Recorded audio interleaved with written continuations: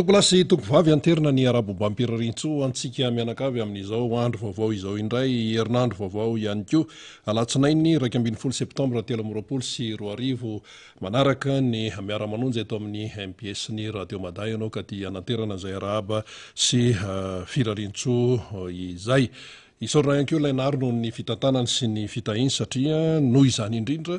no ahafahantsika mitafa sy miresaka amin'ny alalan'ny sary sy ny feo zany eto amin'ny MPS ny radio Mada eo ihany koa amin'ny fomba hafa toy ny YouTube sy ny tambazotra serasera maro samihafa izany ny Facebook tafiditra ao anatin'izay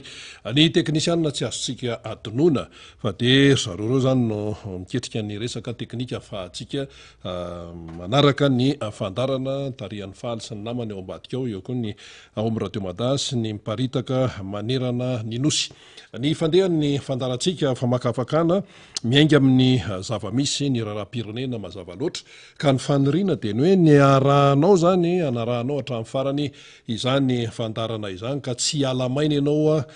miaraka amin'ny miara-monjy eto amin'ny MBS sy ny radio Mada ary dia isorana manokana ianao izay manaraka n'ity fotoana ity satria tsy maintsy misy fandaminana maro samihafa fandaminam-potoana sy ny rehetrarehetra zany ahafahana manaraka amin'ny miara-mononja eto amin'ny MPS sy ny radio Mada namana fanirina zava-manantany moa zany mbola ho avy eo ihany rehefa latsinainy tahaka an'izao tokony eto zany ny solombavambahoaka anankiroa ny député voafita tamin'ny alalan'ny Tiko Madagasikara tao Avaradrano député Jerila Andremolaina ny ihany koa ny député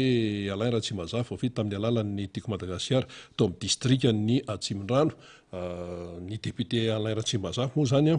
lasa eny amin'ny CNIN izy miatrika n'ilay fanatanterahana ny atsapaka zany amin'ity resaka hoe fifidianana présidentan'ny république ity dia ny député Jerila Andremolaina tsy eto Antananarivo mihitsy fa lavitra any amin'ny faritra any izy manatanteraka ihany koa ny adidy manandraikitra amin'ny hoe ao anatina toko politika anatina Tiko Madagasikara izany ka dia mirarisoa ny rehetra isika ao anatiny izany rehetrarehetra izany ireo député isan-karazany izany ho an'ny Tiko Madagasikara namana fanirina zava-manantany mbola ho avy eo ihany izy ka dia zay no ela tompolasy tombovavy fa mialohan'ny zavadrehetra aloha maro ianareo zany no hoe mba mangataka ilay fiarabana manokana satria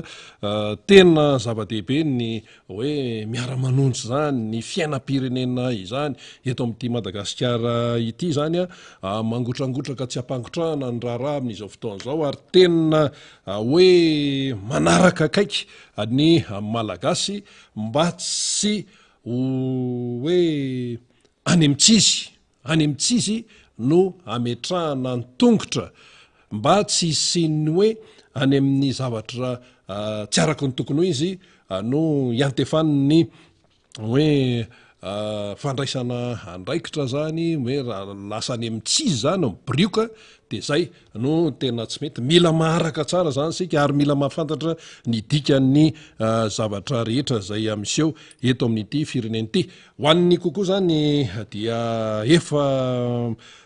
fotoana maromaro ihany zany izy reto ao zany ny avy any amin'ny faritra aloatra mangory iny Mery Mandroso Andreba sy ny sisiny zany dia ao zany taty Elisabeta Eliane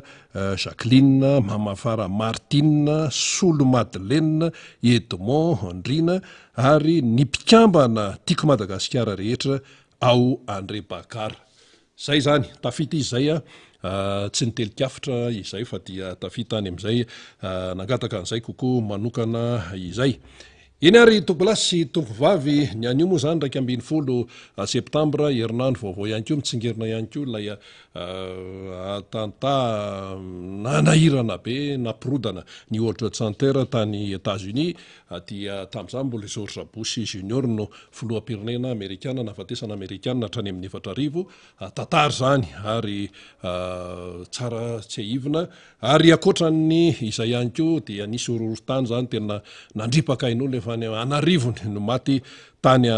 Marrakech sy manodidina tany Maroka tany zay aloha zany ny amin'iny fa reny loza voajanahary sy loza nataon'olombelona fa ho an'ny Madagasikara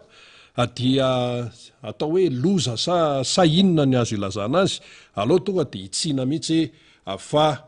tena manjaka eto Madagasikara ary me mahazovahana ny fandikan-dalàna amin'ny endriny maro arakaraka ny anatonana ny datim-pifidianana no isehon'ny fandikan-dalàna sy fanitsakitsahana ny lalàna tsotra zao tsy misy mirara an'izany lalàna zany ary ny lalàna voalohany dia ny lalàm-panorenana fa firenena inona moa zany ty Madagasikara ty firenena inona manaja ny demokrasia irairaina etsero kanefa dia tsy izay no zava-misy ny fanarahana ny lalàna io aloha no voalohany indrindra kanefa tsy izany no miseho eto amintsika taiza koa mbola nisy an'izany hoe intérim collégial zany no hitatana eto amin'ny firenena rehefa tapitra ny fotoam-piasany ny filoham-pirenena satria hoe ilatsaka izy io mbola resahantsika kely ihany keo eo dia lasa ny gouvernement an-tsaik kristian indray zany no mitatana nylay firenena eo amin'le fahefanam-panatanteraka izany sady ao amin'ny gouvernement izy zany ny ao amin'ny fiadidinany repoblika fatatsika tsara nefa ny résultat ny eto gouvernement an-tsaik kristian fatatsika tsara efatra ny 724 zany ny inga-prime ministre ny teo mandra-patonga ty amin'ny 3 sy 4 nanahoana ny vokatra nanahoana ny résultat raha izay fotsiny loha ny resahana negatifa ny résultat prof tsy latsaky ny indimina inenina no nikitika remaniement izy teo ihany remaniement gouvernemental zay ny zavatra nisy teto dikan'izay zany dia tsy fandehanan-draharaha misy antony matoa ianao mikitika gouvernementa foana zany no nanamarika ny 5 taona tsay kristian teo Iandry Rajoelina teo amin'ny toeran'ny filohan'ny repoblika fa tsisy zavatra nandeha amin'ny akapobe ninninona fipasipasoana atao eto amin'ity fireneny ity dia ao anatina fotoana tena saripady dia mbola gouvernementa ano mbola hoe manao an'le intérim zany na hoe intérim collégial satria gouvernementa mantsy sy prime ministre fotsiny fa misy mpikambana ao anatiny manaraka tsara mihitsy antsika zany manomboka eto gouvernement efa tsy mandeha amin'izay fandehany ny résultat atrao ary nahitana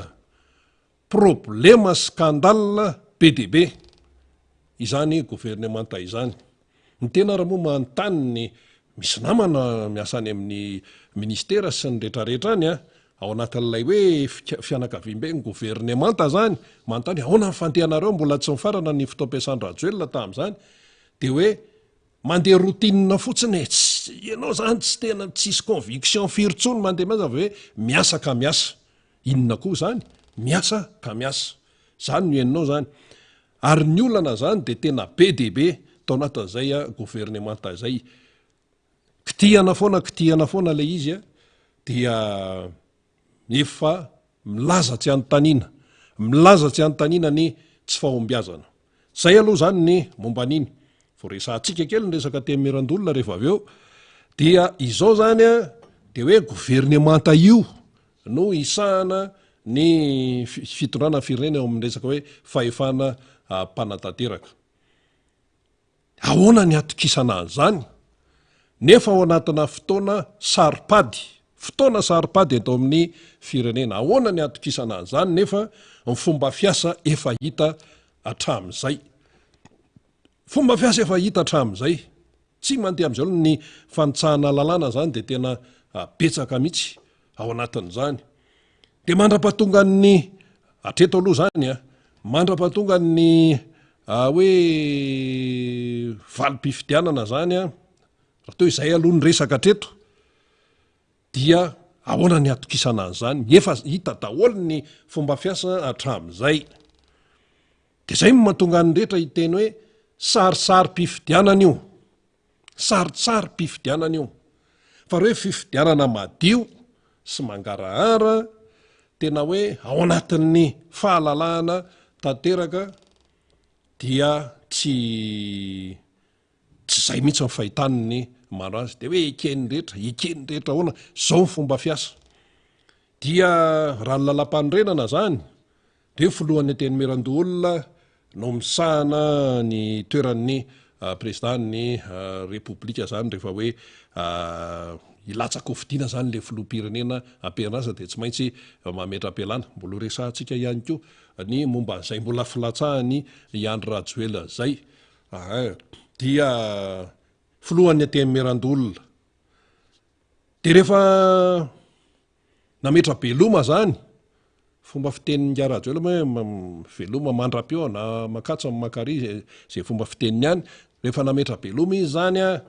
dia niteny le filohan'ny Antenimierandolona hoe noho ny antony manokana de tsy afaka isahana zany andraikitra zany le andraikitry ny filoham-panjakana manao intérim zany satria zay lazainy ny lalam-panorenana tsy afaka andray an'zany andraikitra zany noho ny antony manokana fa le vahoaka malagasy ve tena inona ny fiheveran'le mpitondra fanjakana azy, inona ny fiheveranareo zany an'le vahoaka malagasy?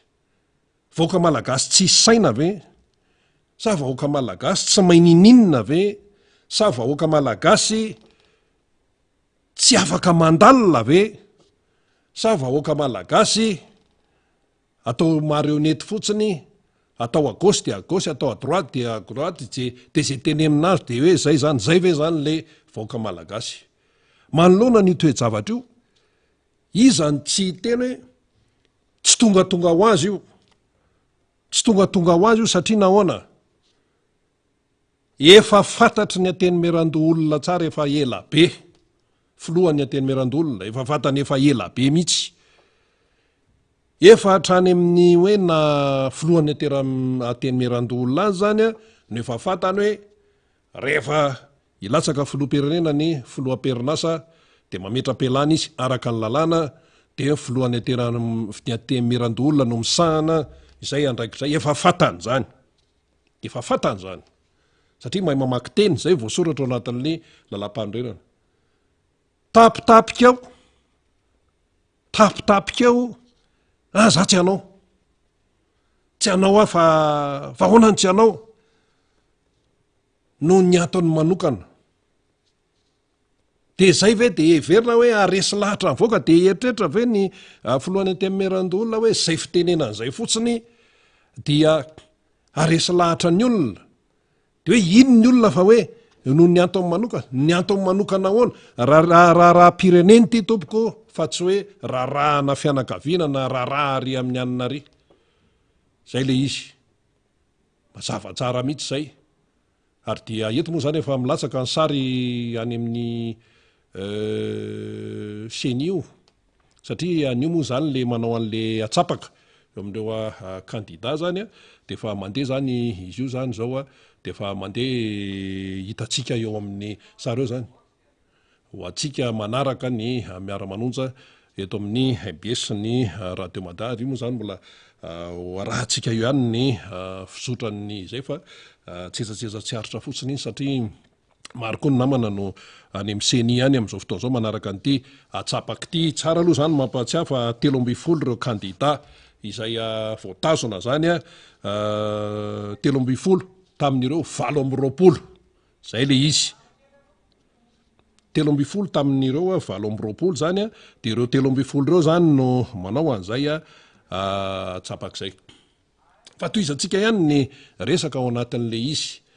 ny eo zany dia mandeha any ary dia nitatsika eto zany zao ny candidat président Marc Ravalomanana ery aloha ery zay zany zao dia manatanteraka an'izay atsapaka izay zany dia navita ny atsapaka nataony zany ny candidat président Marc Ravalomanana teny amin'ny CENI teny zany dia mitoy ihany ny atsapaka de hoy tsika teo hoe tapitapika eo zany le filohan'ny Antenimierandolona de hoe za tsy anao fa noho ny antony manokana raha pireneny ty tompoko ka raha hoe noho ny antony manokana zany tsy midikininona mihitsy zany ho an'ny olona rehetra. Maninona ny tsy azavaina hoe zao ny antony de mba mazava amin'ny malagasy hoe zao zany ny antony tena mazava tsara fa rehefa tsy tenenina ny antony mazava tsara nefa le fotoana saripady iakina ny aim-pirenena fifidianana notrehana rehefa tsy miteny ianao zany de inona ny dikany misy zavatra ao na ianao noterena na ianao nampitahorina na ianao noterena fotsiny zao na ianao zany tena hoe asa hoe matahotra sa hoe ahoana ka matahotra iny ny lalam-panorenana no mitondra an'io ny lalam-panorenana zany no mitondra an'io dia mazava tsara ny momba an'izay fa matoa ianao zany tsy manaika dia anao andray an'lay andraikitra dia fa zavatra afy zay numéro 5 aloha zany ny candidat président Marc Ravalomanana amin'ny fifidianana président république zany satria natao le atsapaka zany de numéro 5 ny dikan'izany tonga de 5 hitanareo zany tam'le farany teo zay 25 ny 5 de ty indray mbola 5 ao am'le tena tadiavina mihitsy mitsikitsiky mihitsy remetra eloaty zany maromaro izy ny ao manatrika ao amin'ny senio zany ka de 5 ny larana 5 ny larana ny candidat zany président Marc Ravalomanana aloha zany zay vokatry ny atsapaka teny amin'ny seni zay le hoe raisony 5 fomba fiteny daholo zany dikan'izany hoe 5 zany tompoko eo amin'ny tontolo ny enao manjery de hoe resaka fifandraisana zany hoe ao tsara ny fifandraisana 5 manahoana ny fahinonareo anay ihany 5 ka tsisy miteny sifrafa fa de hoe 5 rehefa tena lazaina ndray tena tsara mihitsy ny zavatra natao sy ny zavatra rehetra zay efa nataontsika de tena hoe midika fahatsarana ny dikan'izay 5 ozytsika ka larana fahadimy zany numéro 5 zay zany laran'ny président Marc Ravalomanana amin'ny izy candidat io zany amin'ny fifidianana président ny république 25 ny 5 le tamin'iny daty naterahany Jesosy Kristy le tamin'le fifidianana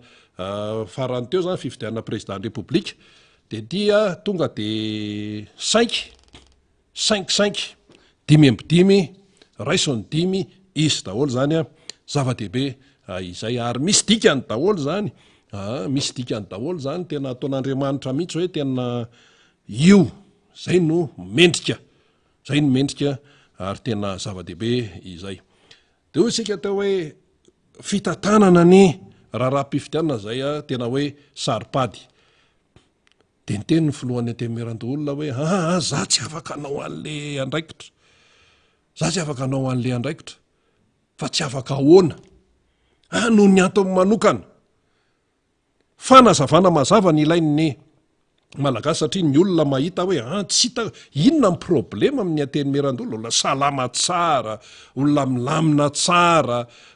filohana andrim-panjakana lehibe eto amin'ny firenena tsy mbola nandrenesana hatramin'izay hoe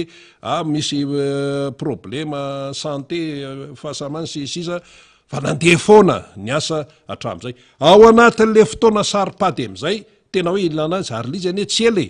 eo amin'ny efa-bolana mahery eo de hoe za tsy anao misy dikany io misy antony ao misy zavatra ao faza mieritreritra ny malagasy ho adaladala na hoe tsy ampy fandiniana sy tsy ampy fisainana tsy adalakory ny malagasy ka tsy hafantatra hoe inona ny zavatra akonkonoana ao ambadika zany rehetrarehetra zany fahitana azy fotsiny de hoe tsy maharesy lahatra zany ny ekipany Andry Rajoelina sy ny firongony rehetrarehetrany ny filohan'ny antemeran-doolona isahana an'io satria mety hoe malemilemy mety hoe mila zavatra tena mafimafy sinsisa ina moa ny hoe mafimafy ohatra hoe ny fampiasana ny foloalinda maramila polisy zandary sinsisa amin'ny vanim-potoana ao anatin'io efa-bolana mahery io zany sinsisa fa zao fotsiny keo ny dikany lalam-pandrena am'teny hoe filohan'ny antenimieran-doolona no misahana an'io zany dia hita zany hoe ohatrany tsy tafiditra ao anatin'le kritera tadiaviny ny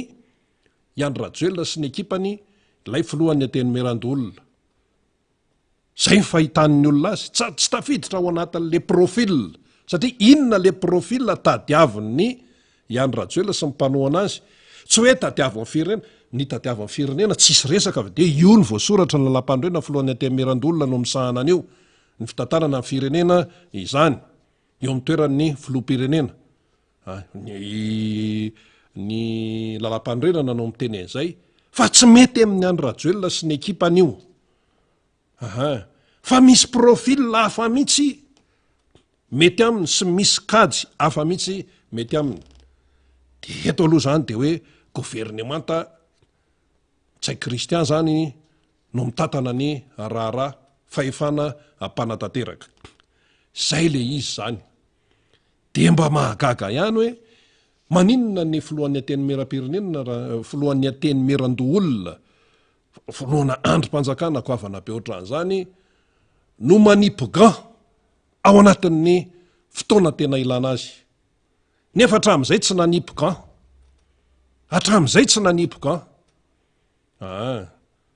Am'boksa mantsy le manipgan zay. Fa zao izy manipgan. Hoe za tsy anao. Fa maninona tsy anao? No ny atany manokana. De dikan'izay zany, zany fihetsika zany, zany hoe tsy nandray an'le andraikitra zany araka ny voalazan'ny lalam-panorenana dia milaza tsy anontaniana. Zay le efa tenentsika eto. Milaza tsy anontaniana, tena analizy, tena tsotra sady mahitsy zany ataontsika zany. Milaza tsy anontaniana zany hoe le zavatra konokononona any ambadika any dia abaribariny io afetsiky ny ateny Merandolona io. Noho ny antony manokana. Ka tsy resy lahatra amin'izany izahay vahoaka tompoko. Hoe noho ny antony manokana ahoana ny lalam-panorenana ny fantatry ny Malagasy. De ndao indray arajerena amin'ny fomba hafa. Tsy vao zao anety rezima ny Iany Rajoelina. Izy moa zany efa tsy rezima intsony fa efa tapitra. Efa tapitra ny fotoam-piasan'ny Iany Rajoelina zany. Fa tsy vao zao akory izany fitondrana ny tarehan'ny Iany Rajoelina zany no manitsakitsaka lalam-panorenana ary manao tsindry amin'ny fomba isan-karazany. Am'izay ilany azy. Ataontsika mazava tsara. Manao tsindry am'izay ilany azy. Seny izany aloha de efa tsatra ny tsindry, de efa tsy miteny intsony fa de ohatrany hoe bakiona tsy hoe ohatrany fa tena bakiona ny seny fampatsehivina fotsiny iny. 100 miliara ariary ny vola mahavitany fifidianana ao zany seny tonga de miteny ny any amin'ny présidence tam'izany. Be loatra io. Ainao. Tsy mety io. Zany. Mandeha indray ny famerenana kely fotsiny mba hahatonga antsika hoe azavaina amintsika zany le izy hoe tena mitombona tokoa le filazana hoe tena efa fitondrana jadona ny eto Madagasikara fa efa natokana avany ambony any avany amin'ny présidence any nisy eto mibaiko sy miditra hidirany daholo ity rehetrarehetra ity. Ny efa nitranga zany dia nandeha koa ny taria fa andeha ny motion de censure fitsipaham-pitokisana ny gouvernementan'ny tsay kristian zany. Inona zavatra nitranga tam'ireny fatatsika tsara. Ajanono io. Ajanono. Namitsaka daholy. Namitsaka. Tonga de tsisy nietsika tsony. De nandamoka nitsefitra ilay motion de censure. Inona ihany koa? Resahana indray ny filatsako fidiny Iany Rajoelina zany. Efa nandeha ny fitenena frantsay io. Frantsay. Be de be ny fantikan-dalàna tsy tokony hilatsaka izy. De ahoana ny certificat de nationalité? Ela be zany resaka zany resahana voizina foana. Nisy fitoriana tany. Tany amin'ny fitsarana tany. Momba n'ity resaka hoe Iany Rajoelina ity, nisy ny efatrany amin'ny 2024 satria nafenina ilay hoe Iany Rajoelina frantsay mantsy tamin'ny 2018 andeha fitsoriana. nitsefitra daholy tamin'ny faraparan'ny herinandro teo nitsefitra tsisy vokany tsisy vokany de ohatra n'izany no zavatra miseho niany de miseho ray ty io amin'ny écran io zany a marika Ravalo manana 5 tonga de am'le oi mihitsy io numéro io zany numéro 5 de ny 5 zany ny dikan'io 5 fifandraisana ao tsara dia idirana daholo ty androm-panjakana ity zany hoe tena fitsabahana arak'izay tiany atao zany no nataony teo anivon'ny fiadinan'ny repoblika hatramin'izay de zao ndray ty zany tsy metimety am'zareo le atemerandolona isahana an'io hoe fitantanana ny raha-mpanjakana io zany dia le atemerandolona no nasaina ny teny aloha de tsorona mihitsy hatramin'izay ny filohan'ny atemerandolona matanjaka tsara hoy isika tsisy problema zao ka ho amin'ny fotoana tena saripady teny ilana azy lazay ny lalam-pandrenana izy am'teny hoe noho ny antony manokana de tsy hanao nisy zavatra atao zany zay averimberitsika taona tsy vendrana akory ny vahoaka malagasy nisy zavatra atao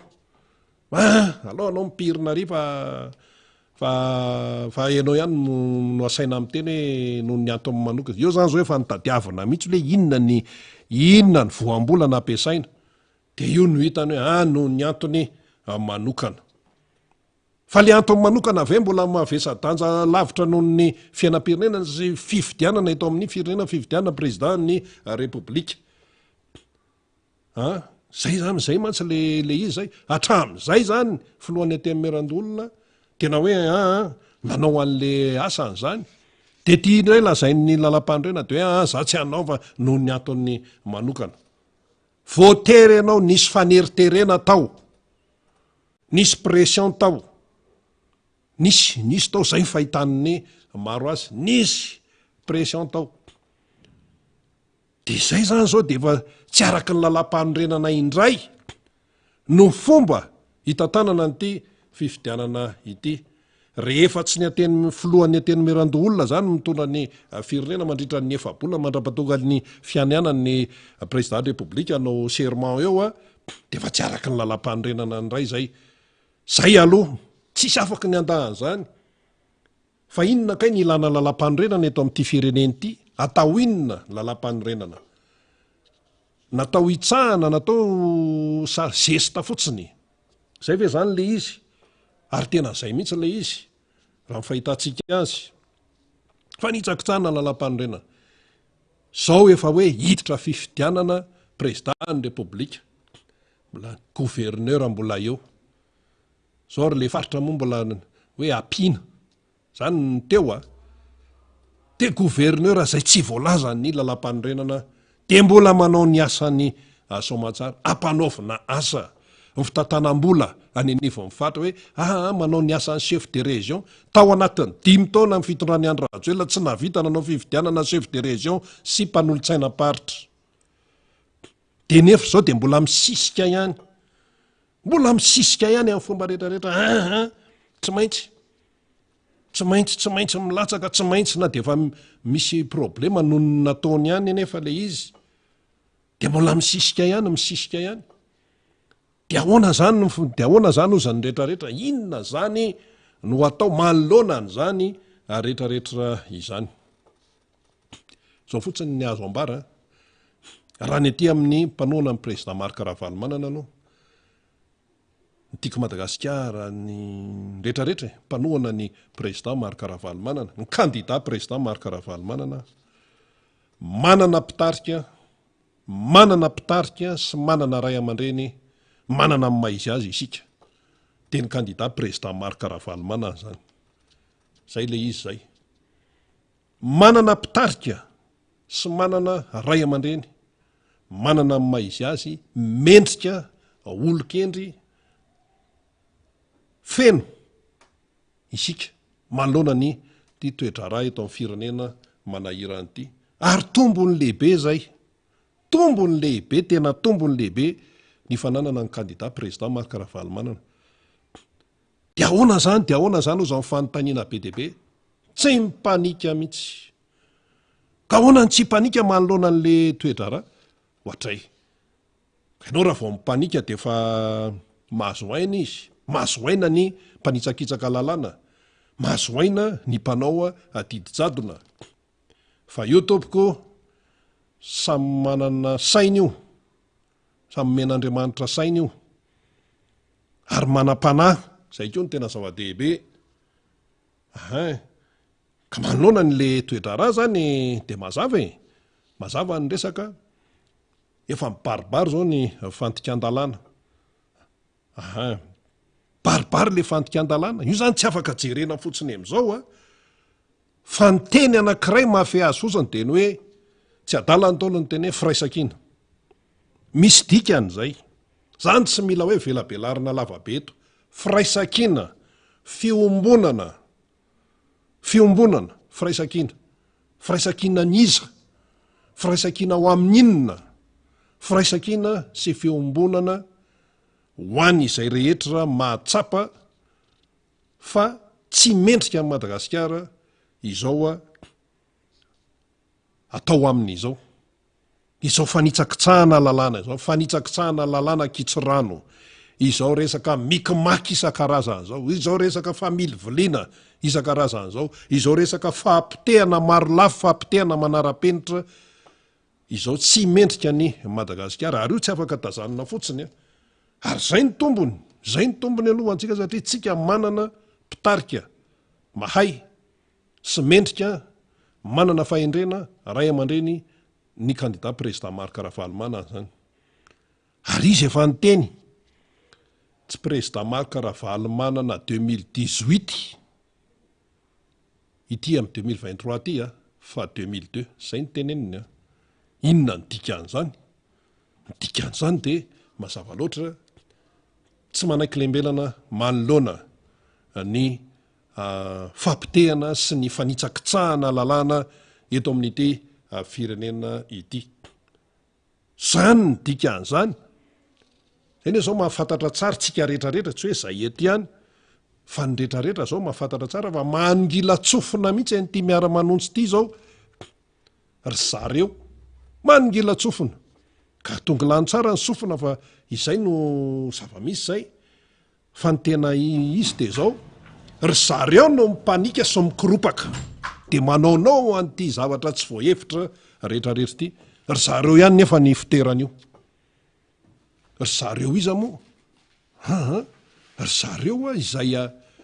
mandika ny lalàna. Ry zareo izay tena hoe matsiro ilay fahefana ka tena tsy azo avotsitra mihitsy amin'ny fomba rehetrarehetra, hatramin'ny fandikanan'ny lalàna raha dia atao, hatramin'ny fanaovana pression tsindry dia atao. Satria tena hoe nisy teny tena maherina tao amin'ny Pasteur Zaka, teny atsonjo hoe tao anatin'le toriteny malaza mihitsy ny tenenany an'izay. Pasteur Zaka no niteneny ity, andevo-karena ozy izy, andevo-karena. Dia misy koa ny atsoina hoe andevom-boninahitra, dia misy koa ny atsoina hoe andevo-pahefana. Raha vao fahefana tompoko azo tsy amin'ny alalan'ny mangarahara sy ny fahamarinana dia efa tsy izy zay. Fa mbola larolarona, mikimaky isan-karazany, calcul be atsy ary dia efa tsy izy zay. Tsy mila an'izany ny malagasy, tsy mila an'izany ny vahoaka malagasy. Vahoaka malagasy aty amin'ny 324 efa misaina, ary tsy mendrika ny vahoaka malagasy zao zavatra iainana zao tompoko, tena tsy mendrika. Aizako ianao ve ty zany miaraba-namana faniry moa satria fa tonga izy, fa lizy moa zany le hoe tapitra ny 5 taona ny tantanany Andry Rajoelina, tapitra ny 5 taona tantanany Andry Rajoelina, dia anisy zany izy aloha. Fa zao Andry Rajoelina ny tsy eo, fa mpion any rehetrarehetra mbola ao daholy. Ok, zay tsy ho adino, tsy ho adinoana, tsy fiteny zany hoe adino zany, tsy adinoana, fa mpion. Fantatsika ny tiana tenenina amin'izany, sorana namana teknisianina aloha natao an'ity ngeza be atao ngezangeza indray aloha izy teo ohatra nyray serana namana teknisianina lay numéro 5 zany ny candidat président Marc Ravalomanana tam'le atsapaka natao tany amin'ny zay zao izany mba tena feny tsara ny écran tsikitsiky tsara mihitsy ny président Marc Ravalomanana ao anatin'le izy misy dikany daholo zany rehetrarehetra zany fa tena hoe ao anatin'ny fahavononana ary tsy anaiky lembenana manoloana ny zavatra tsy mety tafiditra ao anatin'izany ny fanitsakitsahana lalàna tapitra ny 5 taona ny tantanany Andry Rajoelina dia hoy isika hoe pion rehetrarehetra mbola ao daholy olony daholo eny ao anaty gouvernement zay hoe isahana an'ity hoe fitantanana ny fireneny ity mandrapatonga ny atreto aloha zany mandrapatonga ny serment ny fianianana ataon'ny président de république zay lany eo mazavy zay de olony daholo ny ao anaty gouvernement olony daholo na misahana serasera olony na misahana ny resaka tontolon'ny fandripahalemana ny misahana ny resaka hoe ny lafitany olony ny Andry Rajoelina daholo ny lalam-pandrenana efa miteny filohan'ny atemerandolona ny tokony eo de izy moa zany ny filohan'ny atemerandolona ny teny hoe za tsy anao no ny antony manokana inona ary ty firenena rety hatram'izay ianao matanjaka be tsisy hoe tsy mbola nandrenesana hoe zao ary natao raha hoe tratrana tsy fahasalamana ohatra zany raha hoe tena mbola hoe zavatra mbola azo hoe le ferina satria raha-pirenena no atrehana tokony atrehana le raha-pirenena filoham-pirenena amerikanina tamin'ny fotoan'androny ary Roosevelt voan'ny polio voan'le fakozatra fa vitany asa mahafiloham-pirenena azy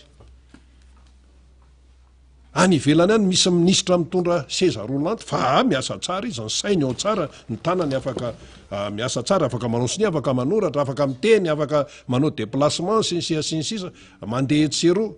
ministra any ivelany any zany mahavita ny asany tsara ny atsika eto tsy hoe ahoana fa de tonga de tapitapika eo de hoe noho ny antony manokana aza mba ninoatra zany raha ngale malagasy noho ny antony manokana tena tsy le izy zany efa hita hoe efa be deaibe ilay akajy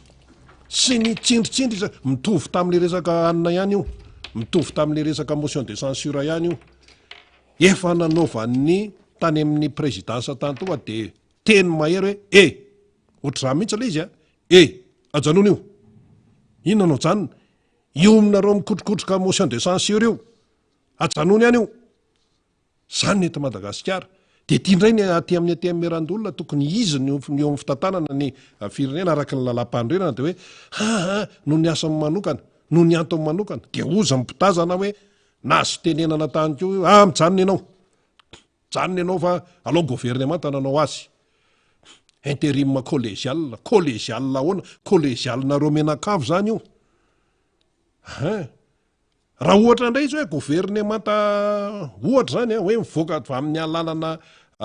accord politika na ohatra zany zavatra hafa mihitsy zany fa ity ny teo ihany ny teo ny fianakaviamben'ny mpitondra ihany ny teo Andry Rajoelina ny teo fa ny pion rehetrarehetra ao daholy de ahoana no anatenana an'izany hoe fifidianana mba tena mandehanao saritsary mpifidianana zay ny fahitan'ny maro azy miarabanao namana faniry Razafy Manantany ianao moa rehefa tonga eto mitondra n'ity boky ity foana isako mihetsika inona ny dikan'ity ilaina iny tena zava-dehibe zay satria tsika moa zany mitaiza vahoaka ihany ko fa tsy de hoe ndeha hipanika de ndeha krapatrapakety de anina 5 aloha 5 dona kely dona de ty le 5 le 5 zay le izy zay dao ary zatsy zao aloha de miarahaba atsika rehetra tena fo miramirana misy tsika rina zany no hiatrika an'ity fandarany ty alao atao bogosy tsara mihitsy félicitations sady monsieur le président félicitations sady aloha tonga de arotsatsika ty tenin'ny président Marc Ravalomanana ty efa nanomboka tany antaona raika sy 2 arivo ary amariny ny tantara marka 5 andiny fahenina amy telopolo, marika toko fahadimy andiny fahenina amy telopolo. Fa tsy hoe tonga de hoe toko a tsika mahay arotsakely izy io le teny nalaza be fa tsy naony Jesosy izany teny nataony izany fa hoy izy tam'ilay mpanapaka ny sinagoga, aza matahotra amin'ny nofotsiny ihany, marika toko fahadimy andiny fahenina amy telopolo, aza matahotra amin'ny nofotsiny ihany. Zao tsika laharana fahadimy de mbola averintsika, aza matahotra amin'ny nofotsiny ihany. Tsy tonga ho azy zany, za efa miteny amintsika fa planin'Andriamanitra. Tapitra koa ny 5 taona Rajoelina. Tapitra ny 5 taona ary andray ny 5 taona tsika mandaa vaovao, andray ny 5 taona mandaa vaovao. 5 zany le resaka 5 aloha etsy daholo tsika aloha zany a, de za koa omaly efa mba namangomango whisky aloha zany a, de mba faly a satria tsy maintsy ny ala le ramose iny zany ray nanofy fa de miarabatsika rehetra ny ana aloha ny hafaliako sy ny fitiavako ny tonga de arosoko atsika rehetrarehetra, de miarabatsika de na eto atoerina na nipitan-dranomasina rehetrarehetra any a, naiza misy atsika 5 moa zany ohatr'zao mihitsy miarabatsika rehetrarehetra mihitsy ny manaraka mifandarina de misaotra ny teknisianina mpiara-miasa rehetra zany riny niazakazaka mafy mihitsy anenjika ny fandaharatsika satria vaovao goavambe le laharana fahadimy io a. Fa zao tena eto avoza hoe tena manana finoana matanjaka ny président Marc Ravalomanana. Tsy nitondra boky androany fa raha nitondra boky de mivakiko teto le fijoroana vavolombelona nataon'ny filoha Marc Ravalomanana, manetsika ny saina, ny tanana, ny fo amy zavatra rehetra zay atao. Rehefa tsapany saina le izy mety eken'ny folo izy de mihetsika ny tanana, miara-miasa zany. Fa le sainko koa irina tsy mandendeha ho azy fa ty ange le organe le sansan'le organe andao aloha vakitsika faly ay miara-mietsika daholo reo de ahitantsika fahombiazana am'ty fifidianany ty, ahitantsika fahombiazana. Io le kely ozy izy les organes d'essence, on les retrouve principalement dans les organes d'essence. La vue fahitana de ny maso zany, loy amin'ny alalan'ny fofona, amin'ny alalan'ny fandrenesana fa ny amin'ny odorant ndray ny saiko, de ny sofina ny go, ny tsiro, langa, ny odorat fofona amin'ny alalan'ny orona, ary ny hoditra touché zany a fitsapana amin'ny alalan'ny hoditra. Zany no organe ngeza be mampiaina an'le olombelona zany. Sady miresaka siansy tsika no miresaka ara-panahy eto ara-panahy tsy tonga ho azy io laharana fahadimy io 25 tsika tamin'ny 2018 Andriamanitra ny namoaka an'io laharana fahadimy io tompo zay fotsiny 25 tsika tamin'ny 2018 fa namboariny le izy ho tsara nandresy tsika tamin'iny fa naoro ny finoany filoha Marc Ravalomanana sy ny mpanaraka azy, naoro ny matanjaka be mihitsy ozy ny président Marc Ravalomanana 1er juillet omany kely hoe faly raha ohatra ka mba hita amin'ny faly, matanjaka ny fonoko ekeko ny fanangatahanareo ho candidat, matanjaka ny fonoko de miverina zany miasa be am'izao fotoana zao izay finoana zay, aza matahotra no fotsiny ihany. Marka 5 536 fa président Marc Ravalomanana zany laharana fahadimy am'izao fotoana zao de miasa tsara am'izay tsika, no masotsika, ny oritsika, ny sofotsika, ny vavatsika, ny fitsapana rehetra miasa tsara daholo am'izay zany hampahomby amin'ny fifidianana ho avy eo. Fa efa miandry atsika ny 5 taona mandaa ho avy eo, le mandaa ne 5 taona tapitra le 5 taona le ramose ty miomana andray an'le mandaa 5 taona zany tsika, mila miasa mafy tsika de mirahina ho atsika mpanaraka amin'ny fandarana zany. Fa meko andrina aloha ny fitantanana fandarana vetivety eo fa iverina eo fa misy zavatra homanina isy faly vetivety fotsiny fa iresaka raharam-pirenena be tsika efa name an'le avant-papier rina teo name patina. Fa eto aloha zany tsika any amin'ny toerana misy atsika rehetra raha misy akoho vonony akoho double arrosage, raha tsy manana akoho tsika de misy gana de vonony gana, raha tsisy moa zany de manao trondrotsika nasala am'zany a de za omaly a efa nanomboka rina efa nanomboka satria raha nyezaka tahaky ninona itazo-pahefana tsy maintsy miala zay hoe misy fetrany io tsy maintsy miala iny aloha narozeko fa androanina zany tsy maintsy anao doublaro zany satria le sifra 5 ty zany le isa 5 finomarikaravalo manany ty zany tena isa goavambe fa zao ngeriny tsy te hiteny isa azon'le olona fa isan'le filoha-pirenena tamy 2018 azon'le filoha-pirenena aperinasy tam'zany rehefa nirotsaka de zay no isa voasarika ny am'zao iny le tsy nahalany an'le filoha-pirenena teo aloha tamy 2018 tsy te hiteny a hoe firy le izy fa akamatatra ataovinareo de tadiavy hoe firy le isan'le filoha-pirenena 2018 de nirotsaka hofidiny izy de tsy lany izy tam'le isa efa mandeha am'zany lalan'zany io de le isan'zany azon'olo-kafa niaraka vondrona tamin'ny taondray le isan'le mahafinaritra be azy zay le tiako tenenina amintsika planin'andriamanitra ho ah andron'andriamanitra io ataovy mahaforona fotsiny finoatsika de ataovy mafy fotsiny miasatsika mila miasa mafytsika de amboary tsara nyfankatiavana mba hahafahatsika mibatan'zany fandresena zany efa akaiky ty de ahorony tsara ny finoana aoreny tsara fa tsy hoe ahorony aoreny tsara ny finoana ary aza miova rina ny tena mahay an'iny ahoana moa izy iny rina miorena ka aza miova miorena tsara ary aza miova za indrindra miorena tsara ary aza miova ataovy matanjaka amin'ny finoantsika ohatry ny filoha marika ravalo manana fa marika 536 io aza matahotra amin'io fotsiny ihany 55 ndoara rina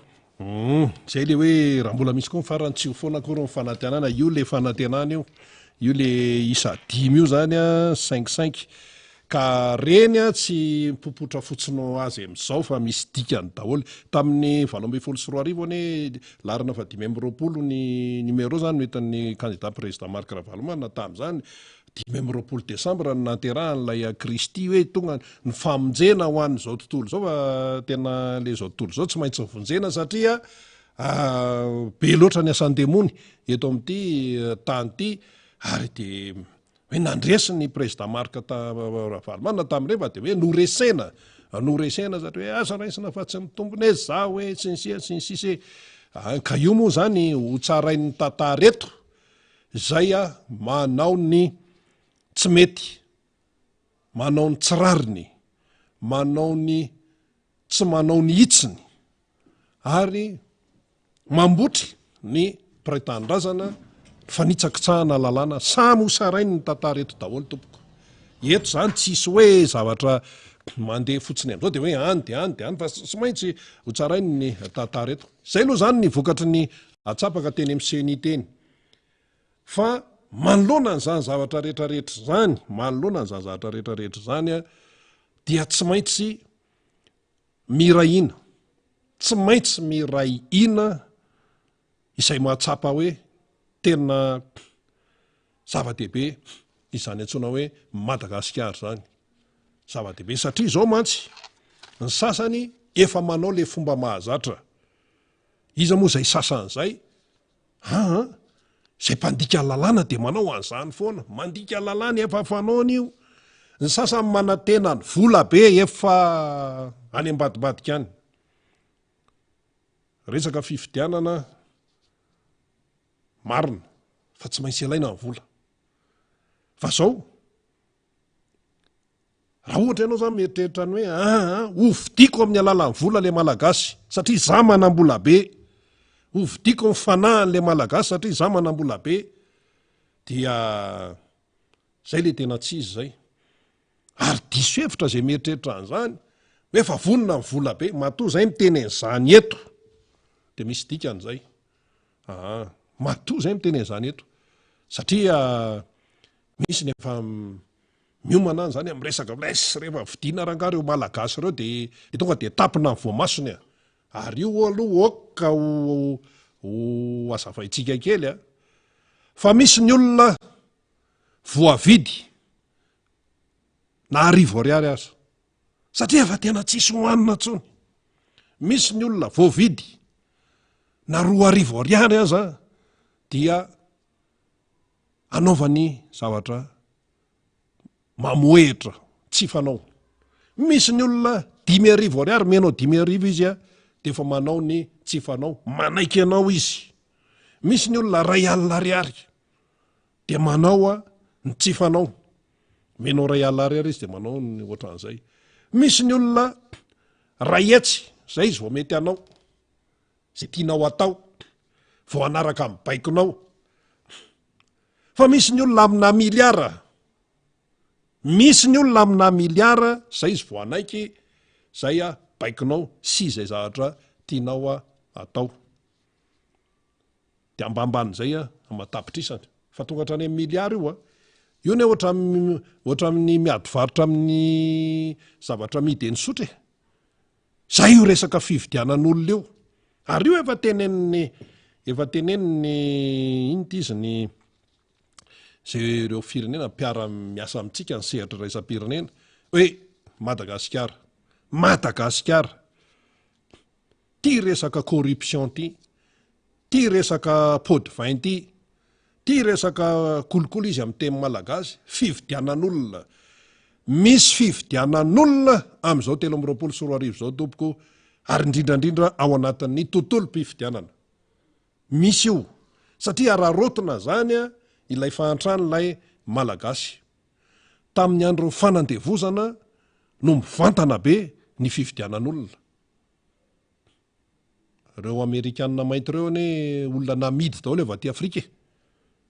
Fa zany ny tena hoe fividianan'olona mivantana. Hoe ty ohatra metimety amiko, ty ohatra mibokiboky ny ty ohatra ny tsisy resaka tsara tarehy zany tamin'ny esclavage. Mety amiko ty tena mavita rahatsara ty tena ohatro de amidy ny olona tamin'izany, fidiana ny olona. Fa ty amin'ny tontolo-pividianana izy hafa ny endrika isehony, hafa ny endrika isehony fividianan'olona amin'ny tontolo-pividianana. Fatatsika zany, ka izany ve de ho jerena fotsiny, tsy maintsy ediny zany. Fikamban'ny resam-pirenena maro moa no miresaka an'io ny société civile, satria misy fanabeazana olo-pirenena amin'ireny, de aza manaiky vidiana vola, aza manaiky tsipatsipazana kely en'izao zao, aza manaiky varotra amin'ny fanahy zany. Zay eto miteny en'izay foana. Satria mantsy zany zao raha ny fikarakarana ny tontolo-pividianana jerena fotsiny hoe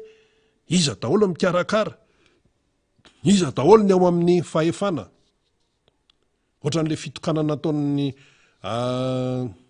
le tany aloatra mangory iny zao, le tany faran'ny herinandro teo, niterenany ny olona nandeha. Mialatsiny, niterena ny olona nandeha. Ary tao amin'ny feonan'ny TGV tao amin'ny Palais des Sports ane tamin'le farany teo iny, nisy resa-bolana tao e. Nisy tao ninona tenenina, nisy tao de misy mijoro vavolombelo hoe zay ne nakanesanay tao, tsy de hoe eny kabary sy anina any fa sitranay aloha sosy. Fa zay indray de tsy hivarotra fanahy amin'izany. Fa zay efa manany atao anaty lohanay. Satria zay efa tena mahatsiaro fa miatra any amin'ny taolana, miatra any amin'ny tsinay ny fahantrana. Miatra any amin'ny tsinay, miatra any amin'ny taolana ny fahantrana. Iany Rajoelina ane, satria nisy nino an'izay ihany hoe mba afaka hoe mandiny teny izy zany mahatsapa-tena. De hoe efa zao ny zavatra vita, zao ny résultat teto amin'ny firenena, de hoe mba hoe akakasisany zany. Inona ny teo? Tsy maintsy ny tsofoka ihany, ilatsaka ihany. Ny filatsahany efa problema be, izy efa frantsay, averina eto foana, na impolo, na injato, na impiry, Iany Rajoelina frantsay. Mazava. Tsy hoe frantsay apahany, fa feno. Frantsay feno. Izy. Fa nisisika izy, natao daholo, partout les moyens ho isika. Fa zay titian'le teny frantsay, nisisika ihany, tsy maintsy atao zay ilatsahana, tsy maintsy atao. Ary rehefa hoe milatsaka zany tsy afaka hoe tonga de hoe andana misoratra anarana zay te hilatsaka, tsy zay fa mbola misy an'le fepetrisaka tany amin'ny certificat de nationalité mbola problème. Nisy tsara tsy nentina anao soniany tao fa tena lefa le izy de azo ihany le certificat de nationalité matoy izy afaka nilatsaka. Tena lefa tany amin'ny CNI indray, de efa nisy indray fitoriana natao, nitsefitra daholo le fitoriana. tena voakany ACC izy de kandida zany Iany Rajoelina nefa frantsay. Tantara no itsara zany tantara no itsara hoan'ny eo amin'ny fitsarana avy momba ny lalam-panorena. Mifahoaka mijery fotsiny, mifahoaka mahita hoe zao ty samy mba mahay mamaky teny ihany, samy mba manaraka ny raharaham-pirenena ihany, fa fifidianana ve ao anatin'ny hoe fanampena maso. Zay le teny malagasy tena madika azy, manampy maso manoloana ny zavatra tsy mety, tena hoe manampy maso de modina fanina fotsiny zao fa nitsatsara ny tantara no itsara ary reny mipetraka reny ho antaniny ny taranaka faramandimy tam'izany 324 zany ony ty zany tsy angano rirarira fa rehefa any amin'ny fotoana manaraka any amin'ny taona 24 any de fa mipetraka tantara lay fifidianana président république tany Madagasikara. Le tamin'ny taona 324 fifidianana filoham-pirenena tany Madagasikara, any tany amin'ny république ny Madagasikara, de zao ny zavatra nitranga. Nandeha daholo ny kajikajy isan-karazany, ny fanapara-pahefana, ny fandikan-dalàna. Tenenina foana hoe lalàna fatao inona ary le lalàna raha tsy arahana. Tapitapika eo de hoe tsy hanao aozy amin'ny filohan'ny atemerandolona, tsy hanao an'le intérim ny président république, nefa de lalam-panorena zao no milaza an'iny. Mazava tsara de hoe tsy hanao ony izy no ny atao manokana. De resaka filazana kely tsy anariny raharaham-pirenena nefa ty de ozy izy le tamin'ny farany endro tao, farany herinandro tena namana isan-karazany, tena za le ohatrany tena comprendre ihany am'le fihetsiky le filohan'ny atemerandolona, ohatrany tsy te hipetraka eo amin'ny toerany aletsy fa ahoanako zao ny ilana azy ko tena misy antony letsy eo, misy antony eo, toeram-boninahitra any letsy zany. Naninona zao tamin'inona izy teo tamin'ny 20 sy 2024 ny latsaka filoham-pirenena perinasa ny président Hery Rajaonarimampianina tapatra ny mandany fitaom-piasany ny lazainy lalam-pandroana hoe miala izy de niala izy. Ty moa zany Iany Rajoelina niala ihany koa, fa ny filohany atemerandolona tamin'izany fotoana zany Andriamatoa Rakotovao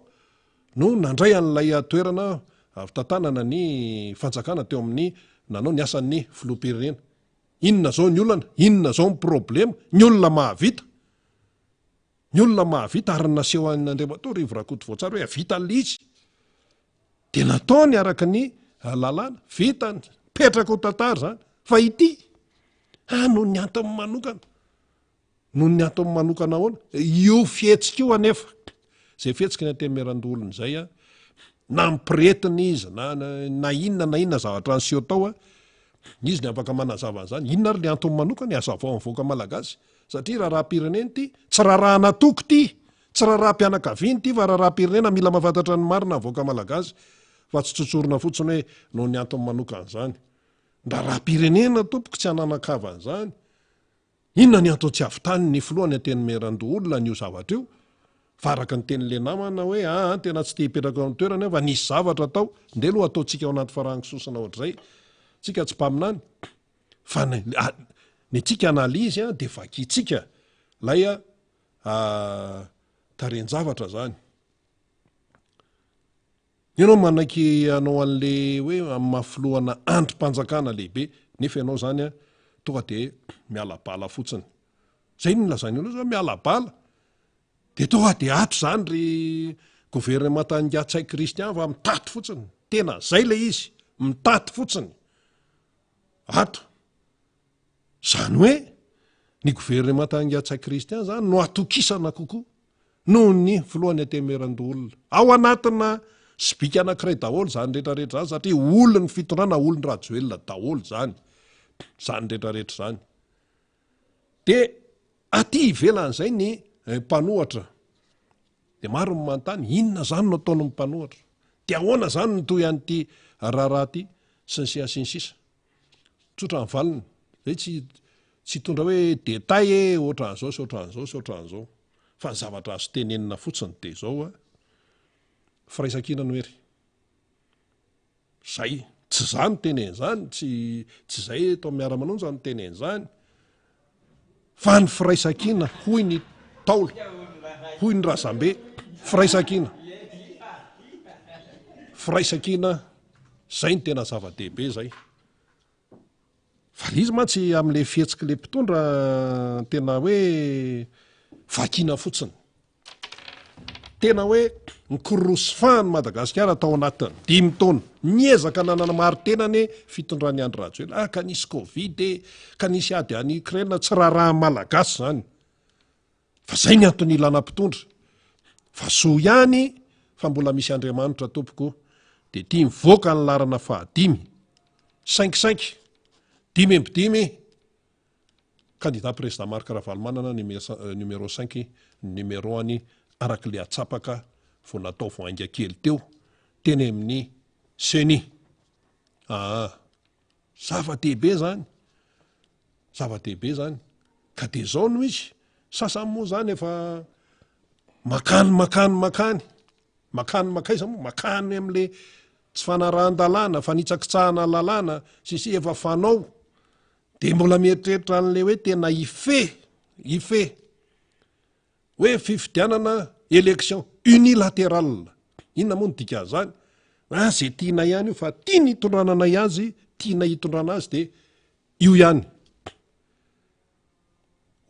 kaloha zava fefa nytenitsika hoe hitodika ty a Madagasikara ny masony zao tontolo zao am'izao faraparan'ny taona zao hitodika ty tsy any Gabon tsy any Burkina Faso tsy any Afrika fa eto Madagasikara ireo mpandinika sy ireo mpanao gazety eo misetra resa-pirenena no ny tenen zany zao zany zao misy horohorontany any Maroka efa narivo amin'ny maty tamin'ny oviny iny Zoumaala ifoa sabotsy niovitrovotra ny tany fa tonga de niovitrovotra nrodana daholo faty olona tsy faty olona de lasa andronana kandray aloha masin'ny zao tontolo zao na mandeha koa raha ny coupe du monde amin'ny rugby Emmanuel Macron ka niorakorahan'ny olona tam'le rugby zany zavatra miseho daholo 11 septembre androany nrodana ny World Trade Center tamin'ny resaka terrorisme sy ny rehetrarehetra zany zahatra famafovanetsika aloha zany na zany na zany de misy ny tena mahafaly mihitsy ary isorana n'ilay nahary hoe numéro 5 ny laran'ny candidat président Marc Ravalomanana dia nahoana ny toyany tsy maintsy mitoy amin'ny fandraisana ndraiky raha fa tsy mijanona eo fotsiny ndondray namana faniry avy nandehandeha tany ianao dinona ny hitanao tany ary ianao zany ohatra mitsikitsiky foana atraty io ny olona rehetra ato zao ny message ato efa takininona sy takininona fa tsy voavaky tsony zay indrindra mantsy indawary hoetondray ary eny ary misaotra betsaka ny rintsika rehefa mijery ny tambazotra sosialy tonga de ino nde rakotra manonjamonja mihitsy le larana 5 ao manonjanonja mihitsy izy ao larana 5 ao anatin'le tambazotra sosialy zay mandeha rehetra de fa 5 tena misaotra betsaka atsika fa aingana betsika mandray an'le fahavononana zany ao misy ny tonga de fa manova an'le photo de profil PDP am'le sarin'ny filoha Marc Ravalomanana misy larana 5 misaotra atsika tena misaotra atsika fa izy ty hoa efa anjary raha ty ary de akan'lay 5 taona zany tsika am'le mandat zay de ozy président hoe aza matahotra fa minofotsiny ihany marka 536 marka 5 36 efa zava-dehibe zay satria zay moa le fomba nitaizan'ny filoha Marc Ravalomanana atsika hoe aoreny tsara taovy matanjaka tsara mihitsy ny finoatsika zany fa hiatrikasitsika ninona zavatra mandeha fa iresaka raharam-pirenena am'izay aloha zany tsika fa mialohan'ny izay de eo moa zany le tantely amam-bahony tena nitolona mafy le namana niaraka tamintsika ty kanefa moa zany ny aina tsy mifametra tena mbola nandeha nitety ambanivohatra rehetrarehetra izy nitety ny faritany ary tsy nitsahatra niakatra teto amin'ny fandarantsika miara-manonja de tsy zany fa Randriambolo Alfred hitatsika amin'ny sary Na Rafredy. rafredy tatsa avy any Ambohidratrimo anala matetitika mivahiny foana eto am'fandarantsika izy rehefa avy any ambanivohatra Ambohidratrimo anala any de miakatra eto am'fandarantsika izy avy mitety amin'ny district amin'ny Manjakandriana satria Manjakandriana zany Ambohidratrimo anala zany tsy mifanalavitra an'Anjorobe ihany nefa fa mbola anatin'ny district Manjakandriana de mitety ny faritra rehetrarehetra mihitsy manazava ny tatsa ny asarobidin'ny tolona ataotsika ary nanoerana n'izao fanjakana izao zany ary nieritreretana fa anoana ny filoha Marc Ravalomanina hiveriny eo amin'ny fitondràna satria mety amin'ny tatsa de nanao niezaka rehetra mihitsy Rafredy kanefa moa zany aina tsy mifametra rehefa narary izy ataotsika hoe volana ray mahery tany amin'ny hôpitaly de anody mandry izy zany tamin'ny sabotsy teo namantsika Alfred na i Rafredy tatsa de tsika rehetrarehetra mifandarina moa zany dia mitondra n'izay teny fampinoana amin'ny fianakaviany efa nandena mangy tany izahay tamin'ny sabotsy ho an'ny fianakaviany Rafredy nankahery zany niaraka tamin'ny solitena birao politika ny comtim Manjakandriana ny solombamboaka fetra Rahalamizafimbololona ny tenako ny ekipa rehetra zany dia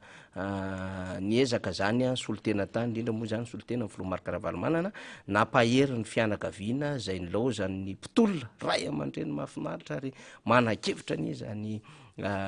Rafredy zany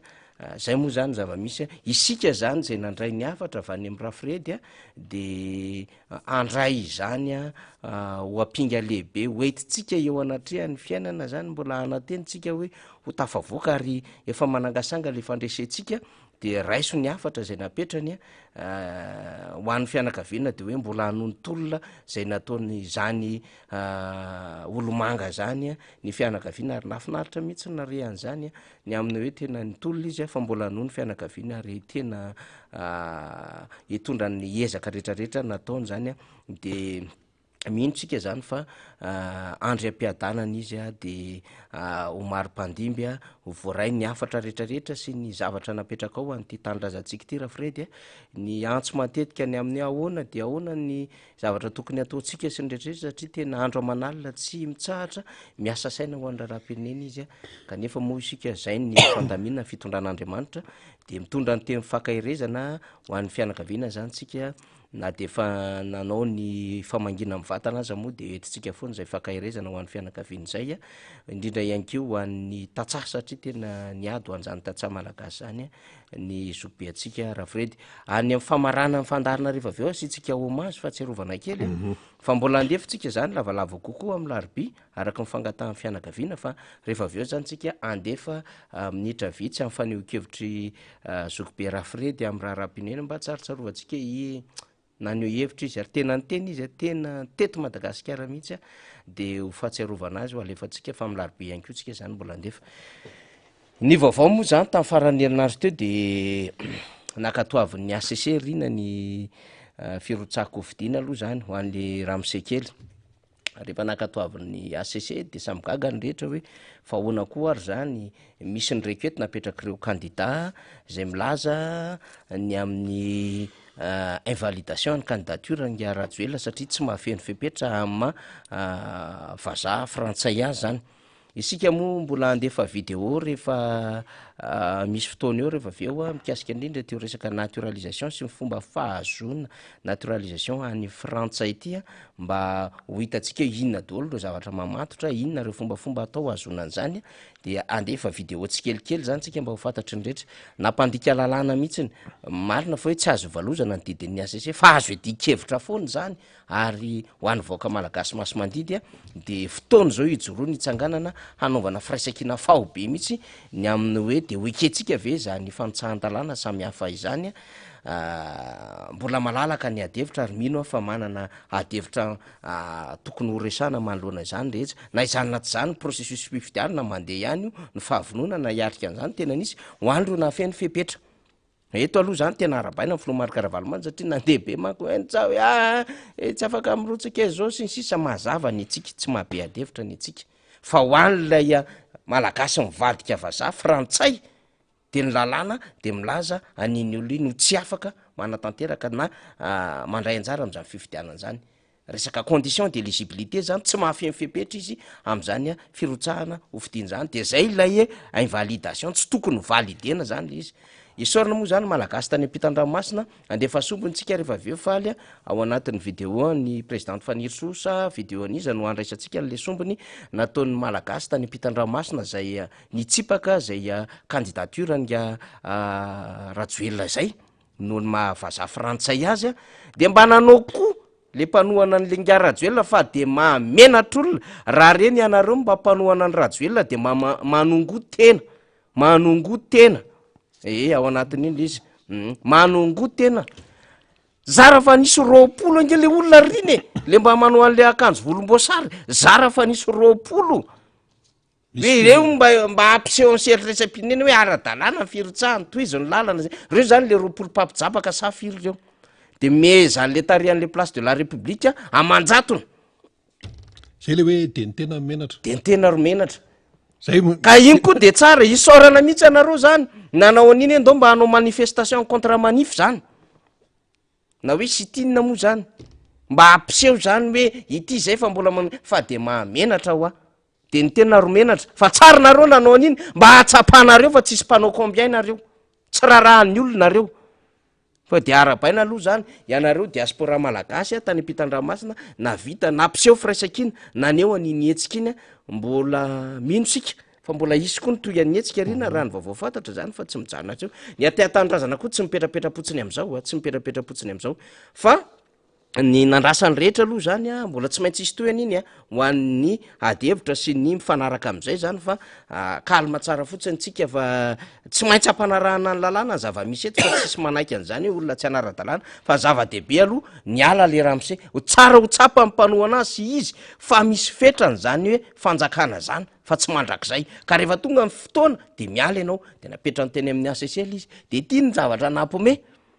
le olona tokony nandray fahefana ora vitsivitsy alohan'ny andraisany an'le fahefana zany efa meko teo mipatiny efa menao teo mipatiny zany hoe le olona zany efa tokony nanindrese tajoitiky manko izy io tam'latsaka tam'rotsaka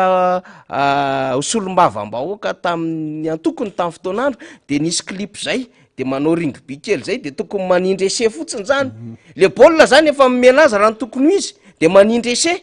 de atsiarovako ny tantarany ray aman-dreny ta io fa lasako razana Bezaka Alexis efa ese zany le hoe tokony tany amin'ny fiantefan'ny fanjakana taorinany hoe ho averina ny fahaleovantena amin'ny Madagasikara kinanja mo hafa ny nandraisany ray aman-dreny azy tam'izany fotoanany zany de lasa tany amin'ny nga tsiranana ny vitana zany hitatana indray zany le firenena tam'izany fotoanany zany ka io tsy miveriny indroa intsony isance io ramse tsy miveriny indroa intsony isance io fa eto aloha zany de mila manazava mivoaka malagasy ianao raha ny tokony isy inona ny antony tsy nandraisanao an'le fahefana no ny antony manokana ozy ka inona ka mila resahana lizy satria chef d'institution nge président Sénat ka raha tsy sanandray an'izy de azotsika antoka zany fa nisy inona tany ambadika tany fa manœuvre politique io manœuvre politique io coup d'état tao anaty fanjakana io institutionnel io tsy maintsy misy antony tao ambadika tao amin'ny politika tsy zavatra mandeha parazara fotsiny am'izao fa tsy maintsy misy antony tao de zay le olona natanjaka be hitatsika nametraka voninkazo tamin'ny herinandro iny nandray an'ny ambassadeur frantsay nahoany rivo rakoto vao tamin'ny fotoanandro nanaiky tsara de zao ange ny tenen'le ramse aloha tsy ahivitsika monsieur le président Sénat zao ny teneninao tany amin'ny télévision tany la réunion ray volana latsaka teo eo zay na ray volana teo eo tany ianao de zao ny teneniny rina tam'ty zany kitonyty ray volana teo eo zay raha be indrindra nanao ny vahiny tao anatin'ny fahitalavitra tany la réunion izy de tia ny interview nataon'ilay Ramatoa enotsika tsara nge enotsika tsara nge zao ny tenen'le président Sénat ray volana latsaka teo eo zay ndao arafaly. D'abord, pour commencer, vous êtes le deuxième personnage de l'État après le président de la République. L'élection présidentielle malgache aura lieu à la fin de l'année et c'est vous qui allez assurer l'intérim de la présidence de la République. En quoi consiste ce rôle? Eh bien, ce rôle, donc, au cas où le président de la République en exercice actuel donc se présente aux élections présidentielles, eh bien d'après la Constitution, donc c'est moi qui va assurer l'intérim. Donc il n'y aura pas de grandes décisions à prendre, mais c'est assurer donc les affaires courantes pendant 5 mois. Et c'est moi qui va assurer l'intérim. Inona Et c'est moi qui va assurer l'intérim. Izaho no isahana ny fitantanana vonjimaika ny firenena raha toka candidat ny filohan'ny repoblika. Eny tsy de tena hoe misy zava-dehibe zay zany nambarany teo, tsy de tena hoe misy fanapahan-kevitra lehibe ho raisina fa dia ampandeha fotsiny ny fampandehanan-drara affaire courante eo amin'ny 5 volana eo hoy izy tamin'izay. Avereny teny ray aloha faly avereny fanoroany ray aloha ohatr'izao nge ny zavatra nyresanao Ramsey. D'abord, pour commencer, vous êtes le deuxième personnage de l'État après le président de la République. L'élection présidentielle malgache aura lieu à la fin de l'année. Et c'est vous qui allez assurer l'intérim de la présidence de la République. En quoi consiste ce rôle? Eh bien, ce rôle, donc, au cas où le président de la République en exercice actuel donc se présente aux élections présidentielles,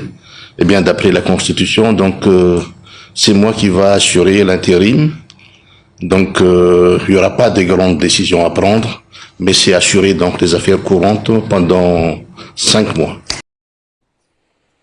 De inona ny nampatahotra? De inona ny nampatahotra tsy nakana an'le fahefana? Noho ny antony manokana. Noho ny antony manokana. Hazava hoe, de zao zany zavatra mitranga, roa zany zavatra tsy maintsy mandeha. Voalohany, dia mazava ho azy, raha ohatra iny taratasy nalefa ny any amin'ny ACC iny de niconstaten'ny ACC le izy de nomena n'lay prime ministre sy lay gouvernemental izy. Ny ato aloha zany de miresaka an'izay ihany fa mbola afaka hitondrantsika adevitra io. Zao ny resahany ato amin'ny article 46. Ny filohan'ny repoblika perinasa izay milatsaka ho fidina fifidianana ho filohan'ny repoblika de mametra pelana amin'ny toerany 80 andro alohan'ny anatanterahana ny fifidianana filohan'ny repoblika. Amin'io anton-javatra io, ny filohan'ny antenimera ndoolona no misahana ny anjara raha ny filohan'ny repoblika andavanandro. Mandra-panolorana ny fahefana amin'ny filovavao. Raha to miditra amin'ny alinéa manaraka tsika fa mbola article 46 ihany alinéa 3 ndray ity. Raha to ny filohan'ny antenimera-ndoolona ka milatsaka ho fidiana ihany koa dia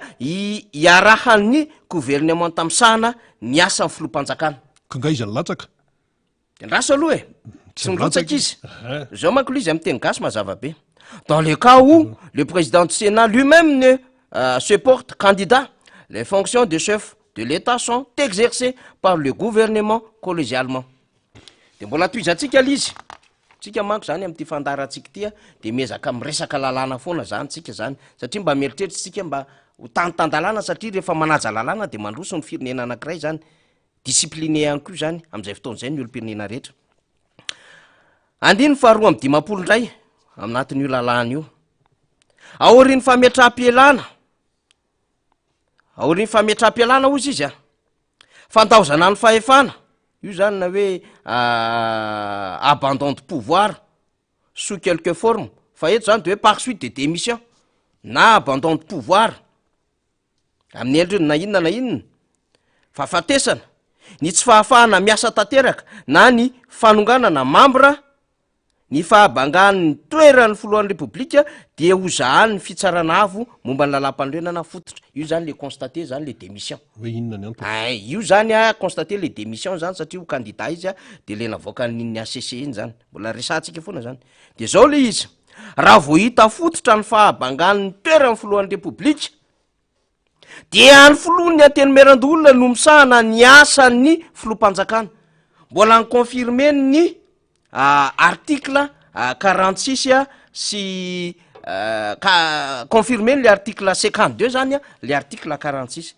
Fa zao ndray ny resahany ato. Raha misy tsy fahafahana miasa manjo ny filohan'ny antenimera-ndoolona hita fototry ny fitsarana avy momba lalam-pandrena dia raha ny gouvernement manontolo misahana ny asa ny filohan'ny filoham-panjakana.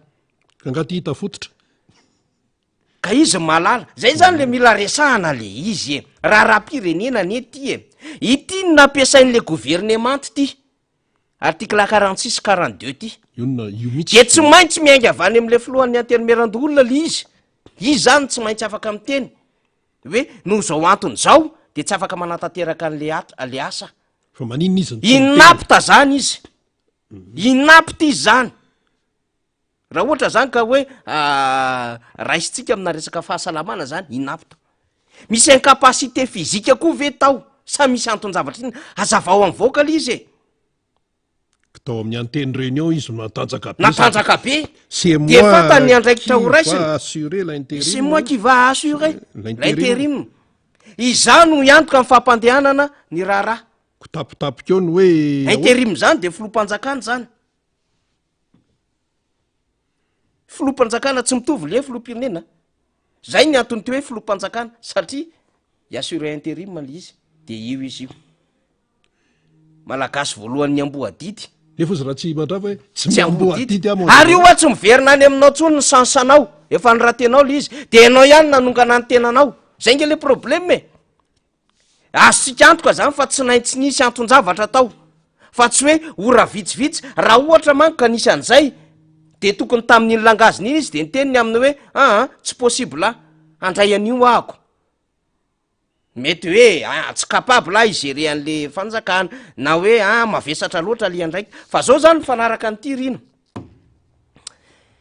roa zany zavatra tsy maintsy hitranga zany voalohany zany na iandro fivoriana ara-potoana ny fivoriana ara-potoana tsy olom-bahoaka ny antenimera pirenena raso jerevaka ho atao amin'ny article 113 alaka fahatelony volany raso aloha tokony fahatelony volany izy zay ato fotoam-pivoriana ara-potoana voalazany 5 raso vetivety kely de na miandro zany am'le fotoam-pivoriana zany mivory tsy ara-potoana araka ny lahadinika voafaritry ny antenimera-pirenena noho ny fitariam-pirenena na noho ny fangatahany antsasa-minila ao amin'ny antenimera araka ny didim-panjakana dia tsy mihoatra ny 12 andro ity le tsy ara-potoana ity fa ity zany ity le izy voila amin'ny talata fahatelo am'ny volana oktobra fotoam-pivoriana faharoa talata fahatelo am'ny volana oktobra voila article 75 le izy talata fahatelo ny volana fahatelo am'ny volana oktobra fa tsy hoe fahatelony tsy mety mako zany troisième semaine le izy fa tsy hoe fahatelo tsy mety so zany 3 oktobra fa fahatelo ny volana zany fahatelo am'ny volana io zany na zany iandry am'izay zany vetivety député Todsoa vetivety kely de mirapel anao ary aveo na zany iandry an'izay zany de inona ny zavatra hitranga satria misy sénateur vaovao vao nitendrenao tamin'iny sabotsy iny daholo gne zany e nisy sénateur vaovao vao nitendrenao iza moa zay général Sotro Ronono vao nitendrena le izy dikan'izay tsy maintsy ho raisiny izy eo amin'ny antenimera-doolona aloha de omena azy zany lay samboady ho raisina amin'ny fomba ofisialy izy fa eo zany de zao zavatra tsy maintsy hitranga raha ny tokony ho izy tokony hamotsitra n'le toerany koa mafilohan'ny antenimera-doolona azy zany ty filohan'ny antenimera-doolona ty satria izy ara zany tsy capable hitondra le intérim zay chef d'institution filompanjakana dikan'izany incapable koa zany izy tsy possible koa hitatana n'lay antenimera-doolona ry zareo eny eny manakorotana an'le de azo antoka zany zay le izy fa tsy maintsy sisy fifidianana vaovao indray ho filohan'ny antenimera-doolona zany fa zao ny zavatra petratsika de zao naninona ny filohan'ny antenimera-doolona namototra n'le fahefany zay araka ny lalam-pandrenana ary tsy maintsy ary tokony ary raha ny tena izy ho azavainy avoaka malagasy zay satria zay le redevabilité mba hahafantatra ny fototry ny lalàna hoe zako de tsy afaka nandray lizy noho ny antony samy hafa betsaka loatra mavesatra loatra eo didy amanandraikitra io misafotifotony raha-pirenena mety manahirana na ihany ko zako somary hetriny misy tsy fahasalamana ka mitsaby tena matety azo azavaina ane zany e mba mifanajy e azo azavainy zany lasa mametraka ny hypothèse ny olona justement hoe na ampony io na izy menasena na ny menasena de zay zavatra zay zany zao mipetraka am'izao fotoana zao zay le hypothèse ny teneny riny hoe inona ny tsindry na inona no mety adevitra tany ambadika tany aloha avatsika adevitra le zany fa tsy hoe tsindry sao de manahirina be amindrareo le tenina fa inona ny adevitra teny ambadika tany de le gouvernement tam'izao fotoana zao no mitatana azy le gouvernement nefa tamy 7 décembre 2022 de efa naonga ny solombavam-bahoaka ary efa engagé ny procédure de mbola nanatsika lalam-pandrenina indray le ngarajoelona nampiantso fivoriana tany an-tranona no solombavam-bahoaka nanatsahatra n'le motion de censure nanatsahatra n'le motion de censure zany hoe le gouvernement zany efa constaté ny député za zany tsy miditra am'le forme ntsony fa le fond zany satria tao anatiny lay hevitra satria le izy nge document le motion de censure document no entana teo anivon'ny romaritra nampahafantarina tamin'ny filohany anteny meram-pirenena de tao anatin'izay document zay zay narahana sony no miresaka ny no reto anton-javatra rehetrarehetrareto raha hita mifaly le izy miala tsy mifaly ohatry ny mahabe asa atsika manko tsy maintsy manazava ny zava misy mavoaka raha hitanao le document lay pejy 3 mikasika ny zavatra nambarandreo solombavam-bahoaka zay nataon'izy ireo sony mikasika an'le hoe hanonganana tsy hanonganana fa hitsipahana n'lay gouvernementa de mba havereny kely faly azafady raha mba hitanao le izy de mba siny aleo kely hoe inona satria misy fototra zany nahatonga ny solombavam-bahoaka nitsipaka an'le gouvernementa de le gouvernementa zany niary tena de nampidiriny niaro azy tao le filohan'ny repoblika de nanitsaka lalàna le filohan'ny repoblika sika mivery lalàna indray mazava-tsara misy ny ambarany ato amin'ny andinina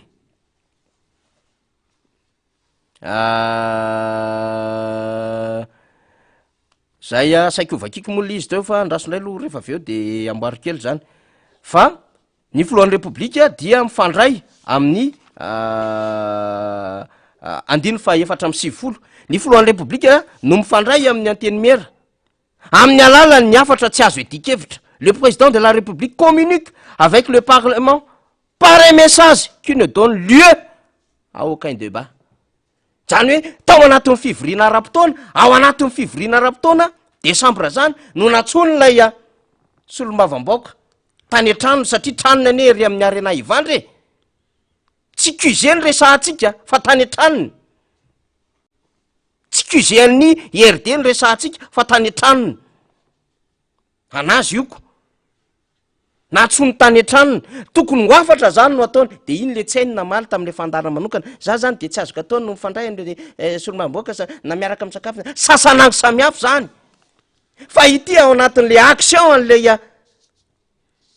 député mihitsiny ao anatin'le asa mifanandrify amin'ny lalam-pandrenina an'le solombavam-bahoaka mihitsiny no adevitra no miseho de entonao le solombavam-bahoaka atsahatra lay motion misy nampitomany olona mihitsy ara hony tao anatin'ny tao de nidikan'izy sady crédible tsy légitime matsony le gouvernement raha araky ny lalàna satria efa engagé le procédure io le izy io tolo-kevitra fitsipahana pitokisana ny gouvernementa de reto lo hitatsika reto ho fampiarana ny andininy fahatelo am'zato ny lalam-pandrenina ozy izy sy ho fanajana ny andininy fa 5 am'zato sy 9 am'zato ny fitsipika anatiny anteny meram-pirenena izay solombavam-bahoaka ny Madagasikara voalaza anarana sy manao sy ny hita eto ambany amitovana de manao zao tolo-kevitra manaraka zao no reto antony reto fantikana ny lalam-panorenana de tsy fanajana ny fisaraha-pahefana séparation de pouvoir zany fitsabahana amin'ny fitantanan-draharaha anatin'ny anteny meram-pirenena fisalovanana ndraikitra finiavany gouvernementa hanara-maso ny fanapahan-kevitra miainga amin'ny fahaleovatena mpitantanana sy arabola eto anivony anteny meram-pirenena de eo anko tsy fahampiny ny fanaraha-maso amin'ny fampiarana ny didim-pitsarana maro izay mivoaka araky ny voalaza ao amin'ny andininy fa 5 dana fahafito ao amin'ny lalam-pandrenana de tsy fanatanterahana amin'ny programa anasa voarakitra ao anatin'ny politika akabean'ny fanjakana izay natolotra teto anivo ny anteny meram-pirenena 7 aogositra 7 sy 2 sy 5 jona 2 sy 2 araka ihany ko izy izy ny tatitra dia navoaka ny fitsarana momba ny compte cour de compte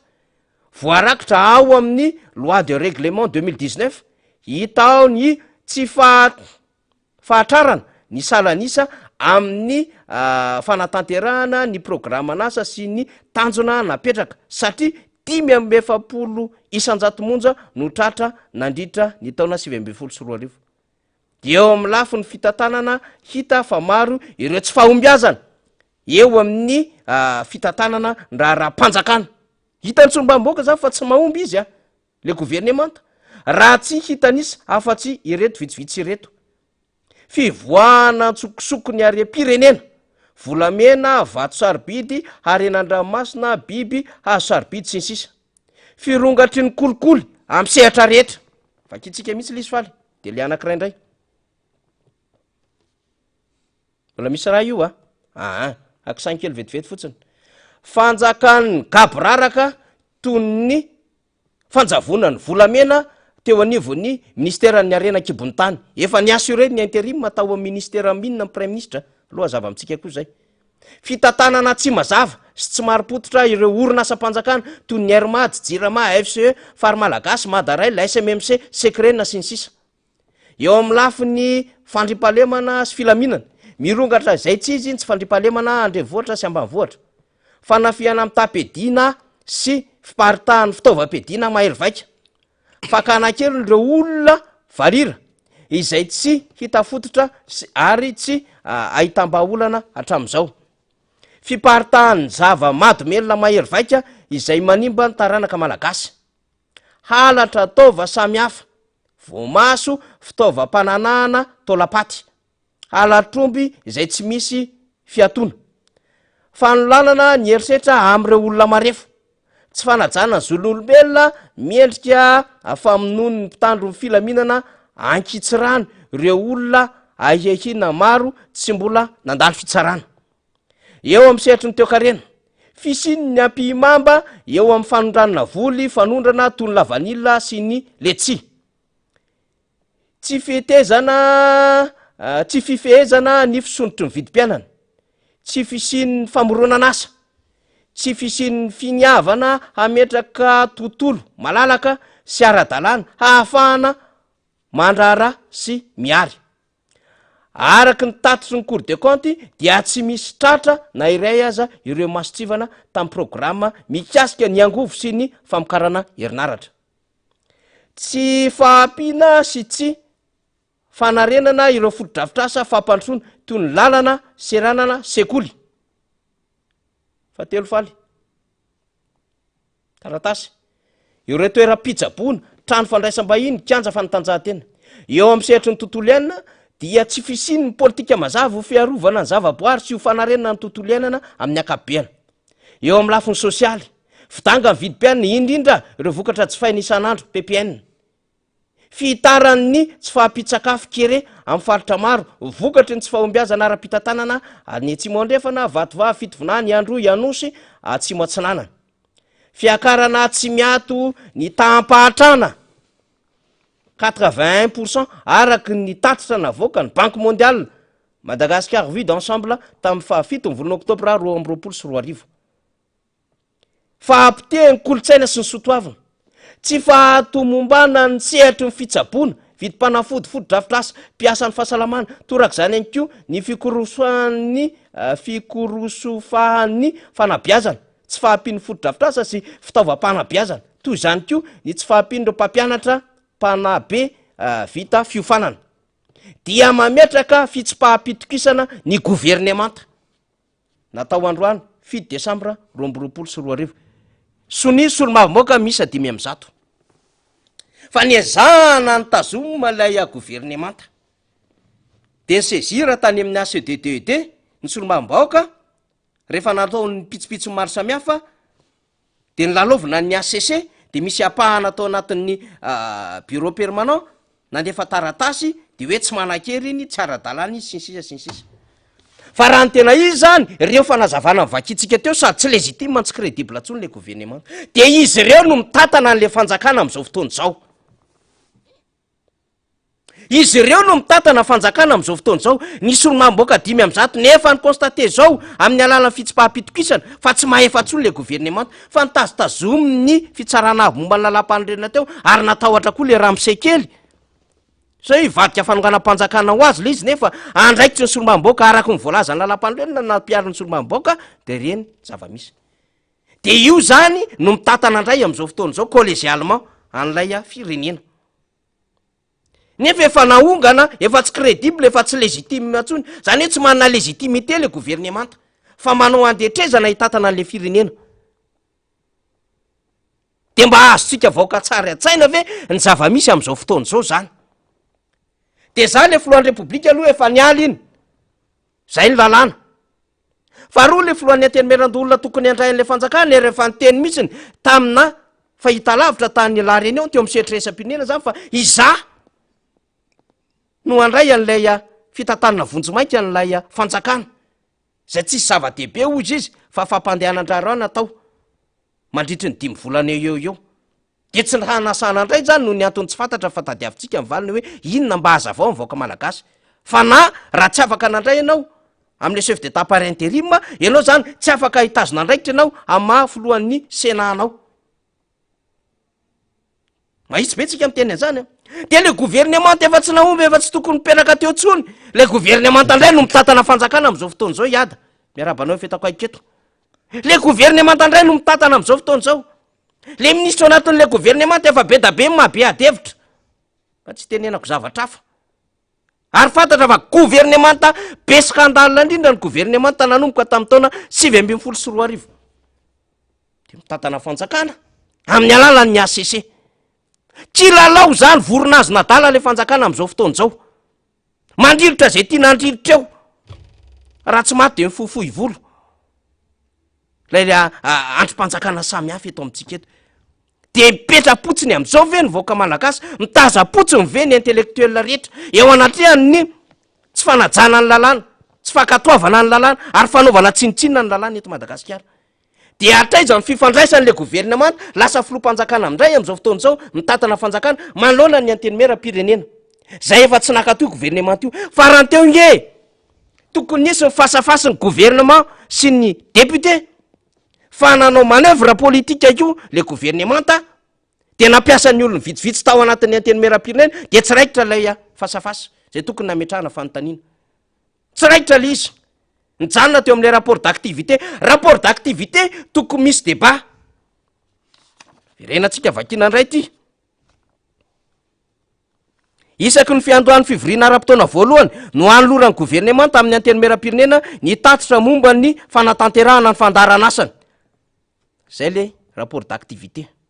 De zao mbola resahany anatin'ny alilian 2 anatin'ny 9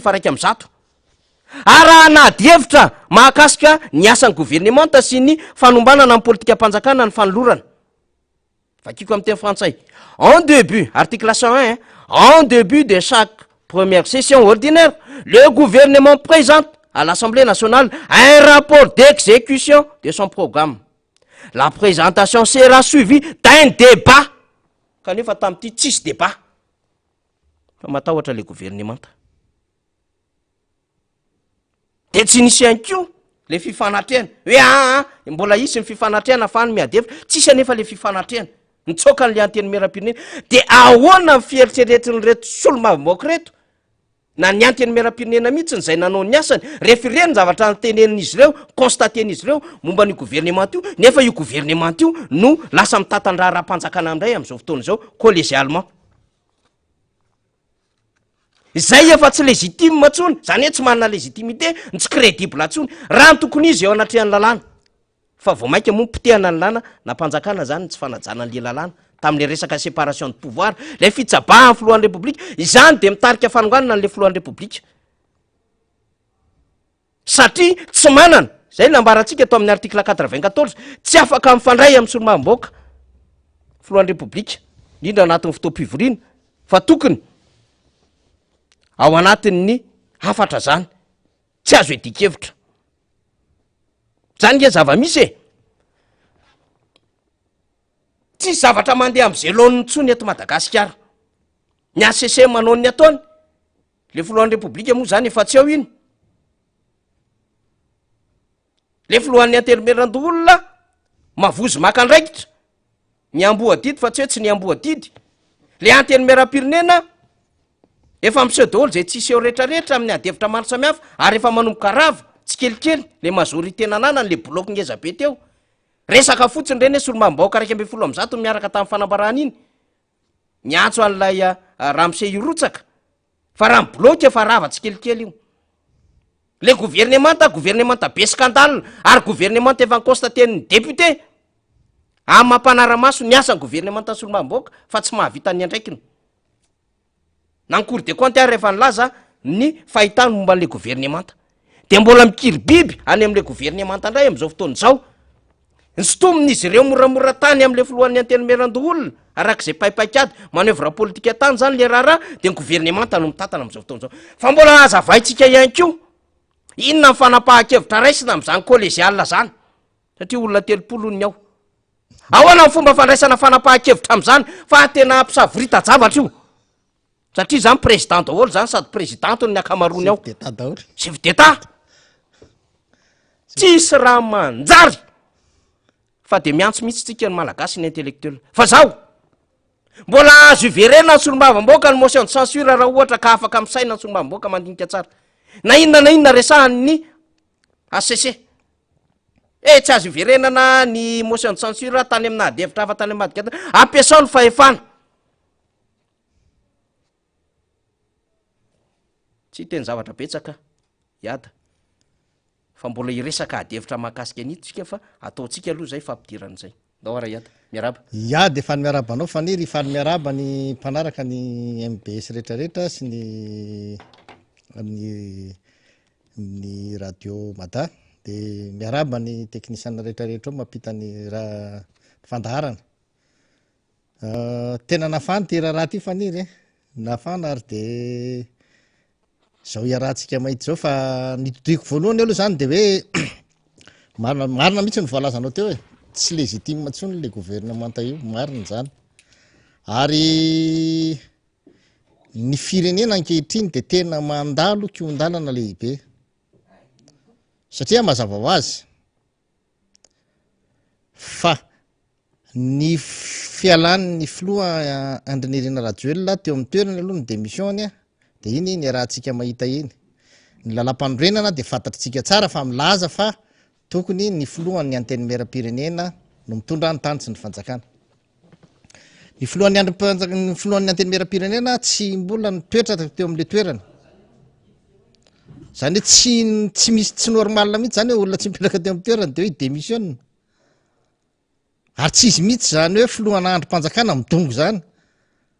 fa izy ty ny mamanao nandeha vidy mofogasina ny an-tsena ka hoe andeha vidy mofogasy sa tsy hinana tsy zay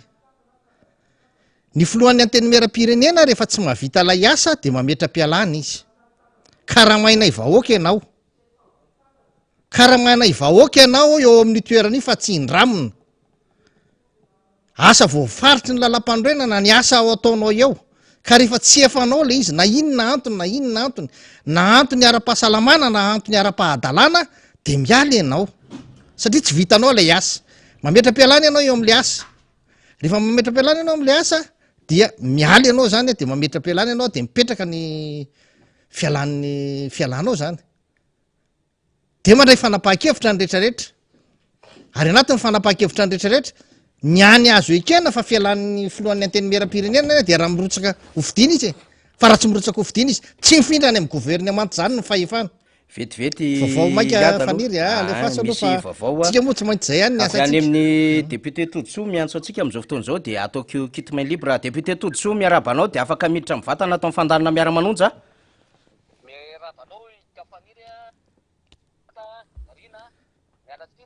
raha teo am-pitenenany ianao iada vaogosy misy information zay omenan'ny vahoaka hita malagasy satria efa fantatsika moa zany fandroany ny akakitapaka atao amin'ny seni ary misaoran'Andriamanitra aloha fa ny flora valimana dia nahazo ny isa tsara ndritra satria numéro 5 dia 5/5 sika de efa andresitana tao zany tao anatin'izay fa nisy zany fotoana teto atao amin'ny seni zay nisy ny fanontaniana fohy a zay afaka mipetraka fanontaniana fohy ho an'ny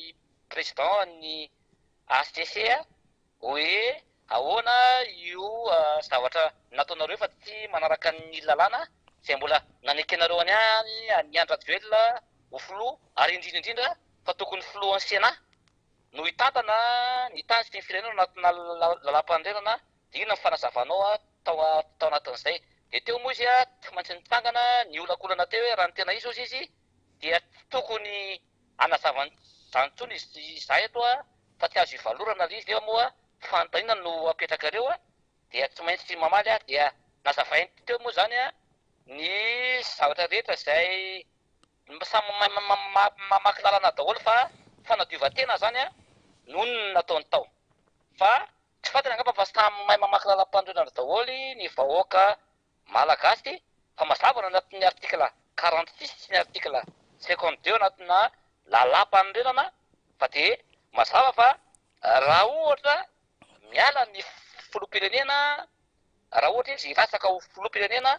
dia mamety tsy ampialana izy ka dia mazava be hoe tsy maintsy ny filohan'ny Sénat no mandray an'izay zava-nizy zany tamin'ny 2018 reny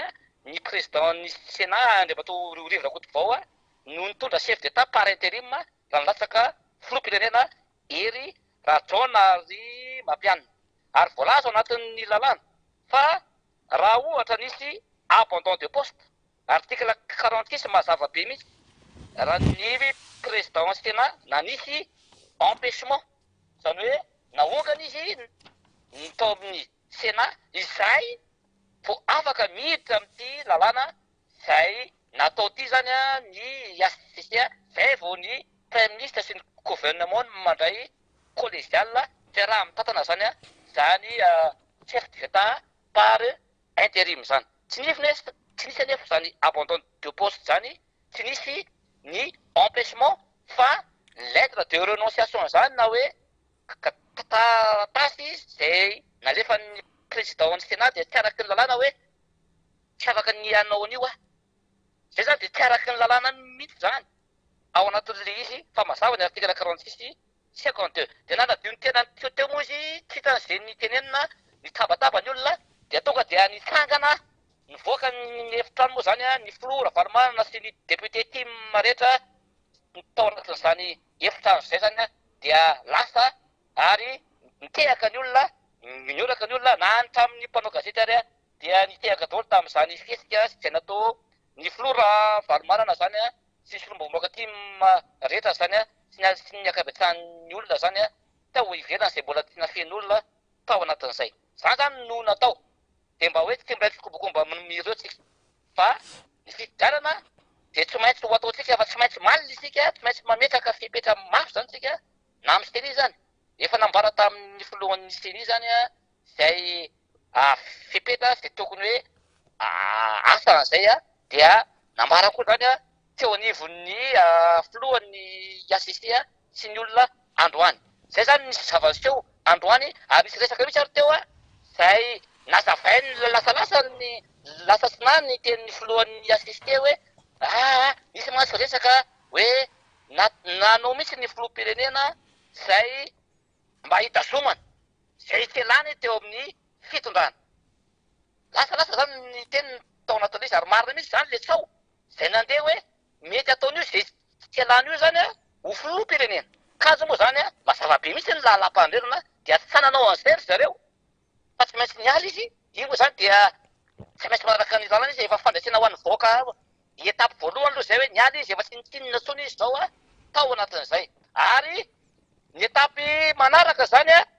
tao anatin'izay koa zay na déçu zany hoe tena frustré ny baramena mihitsy le candidat Andry Rajoelina nieritreritry izy fa ho anazy ihany numéro 13 dia azo ny Andriamatoa Siteny numéro 13 koa zany tao anatin'izay ary tena niotrika izy ary baramena mihitsy zany tao anatin'izay numéro 5 moa ny 5 dia azo ny filoha Ravalomanana zany tao anatin'izay ny tena tenena zany man'ny vahoaka teo malagasy dia mila tony isika zany fa efa ndresaka tamin'ny comité international teo ny filoha Ravalomanana ndresaka ny acteur rehetra zany amin'izao lalàna zay miopefisady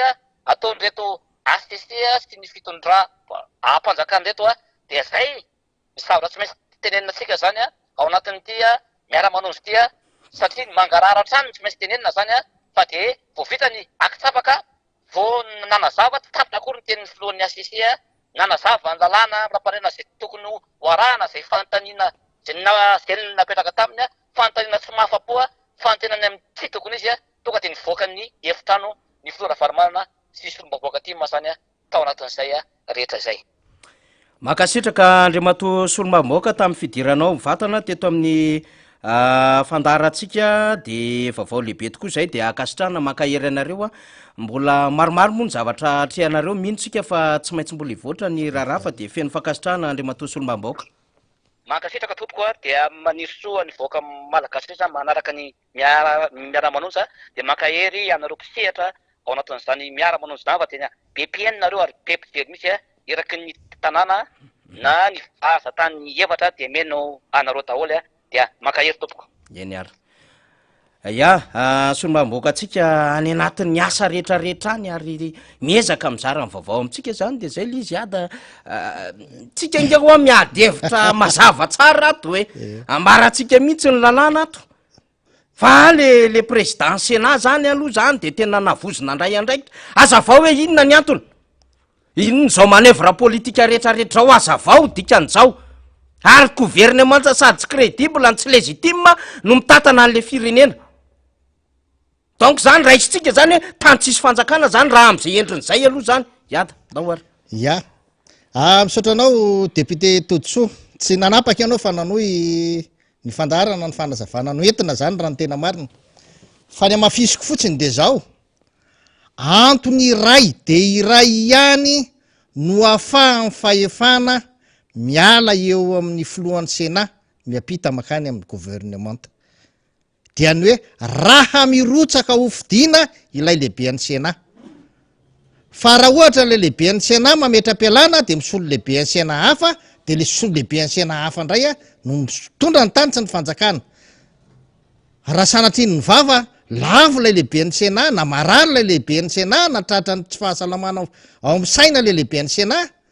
de mametra-pialana de zay lehibean'ny Sénat eo no mitondra ny tanitsy ny fanjakana fa antony iray ihany no voalaza ny lalam-panorenana raha mirotsaka ho fidina ny lehibean'ny Sénat izay vao miapita makany amin'ny gouvernement ny fahefana noho izany a tsika izao de tena miaina sy miafina ao ambadiky le hoe tsy azo ivalozana ny fivalitenin'ny fanapahakevitra raisin'ny ACC ny fitsaranavy manam-panorenana niafina atao ambadiky zany foana angatsika niafina atao ambadiky ny saritsarina ara-dalàna niafina atao ambadiky zany saritsarina ara-dalàna zany tsika na tamin'ny 2009 taratasy fotsy voasony avany an-trano no entina teo amin'ny ACC nanapahany ny ACC fa ny filoha Andry Rajoelina sy ny prime ministre Monjarondefo no mitandrany tany sy ny fanjakana zay tsy misy antony araky ny lalàna tokony ahafahana mitondra izany zany inona atao teto hoe de mbola mitohy hatram'izao milazaina fa ho ara-dalàna tsy azo ivalozana na de efa nametraka zao ary ny député 500 fa tsy mahavita azy io prime ministre io tsisy laivana azy tsony io fa niafina foana tao ambadiky ny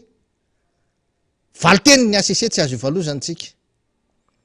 ankehitriny indray tsika de mbola miafina ao ambadiky zany na ny amin'ireo firotsahako fidina candidat na ny amin'izao fametrahana fitondrana izao de miafina ao ambadiky zany tsika nefa tsika tokony iaina ao anatin'ny ara-dalàna iaina ao anatin'ny fahamarinana iaina ao anatin'ny fahamarinana ary ampiasa ny fieritseretatsika tsy anaiky itsony ny zavatra tsy mety ohatr' zany hoy ny tafika namoaka fanambarana tamin'ny herinandro iny ny fahefana de avy amin'ny vahoaka tsy misy na de rafi-panjakana ary afaka misalovana zany fahefam-bahoaka zany ny tafika de miaro ny androm-panjakana zao ary zao rehefa niala teo amin'ny filoham-pirenena vao fidim-bahoaka ny fahefam-bahoaka de misy misalovana mametraka mpitondra vaovao tsy mifanaraka amin'ny lalam-panorenana fa nga ny ACC nge tsara araky ny lalam-pandroenana fa tsy manana zona kely ary hametraka mpitondra, tsy manana zona kely ary hanitatra ny fahefana ny mpitondra, ary tsy manana zona kely ary hanena ny fahefana ny mpitondra, fa zay fahefana omeny ny vahoaka ny mpitondra ihany, izay no izy. Ka tsy raha izao zavatra am'seo zao dia mazava ho azy fa azo lazaina ho coup d'état institutionnel no misy eto amintsika, satria lay rafim-panjakana no mametraka mpitondra fanjakana tsy mifanaraka amin'ny lalam-panorenana, tsy mifanaraka amin'ny lalam-panorenana ho iaho, satria tsy misy afa-tsy ny filohan'ny antenimieram-pirenena ihany no afaka mandray ny fahefana ankehitriny. Rehefa tsy nanao candidature izy, tsy nrotsaka ho fidina izy, de mijanona eo anam-pelatana ny filohan'ny loha olona foana ny fahefana hitondra ny tetezamita mahandra-bavita ny fifidianana. Raha tsy maefa lay filoha eo de soloana filoha vaovao, afaka mifidy PDB ny loha olona ao, mametraka fialana izy androany raha riva ihany de fa misy filohan'ny olona vaovao eo afaka hitondra ny tany sy ny fanjakana. Zay nge efa namme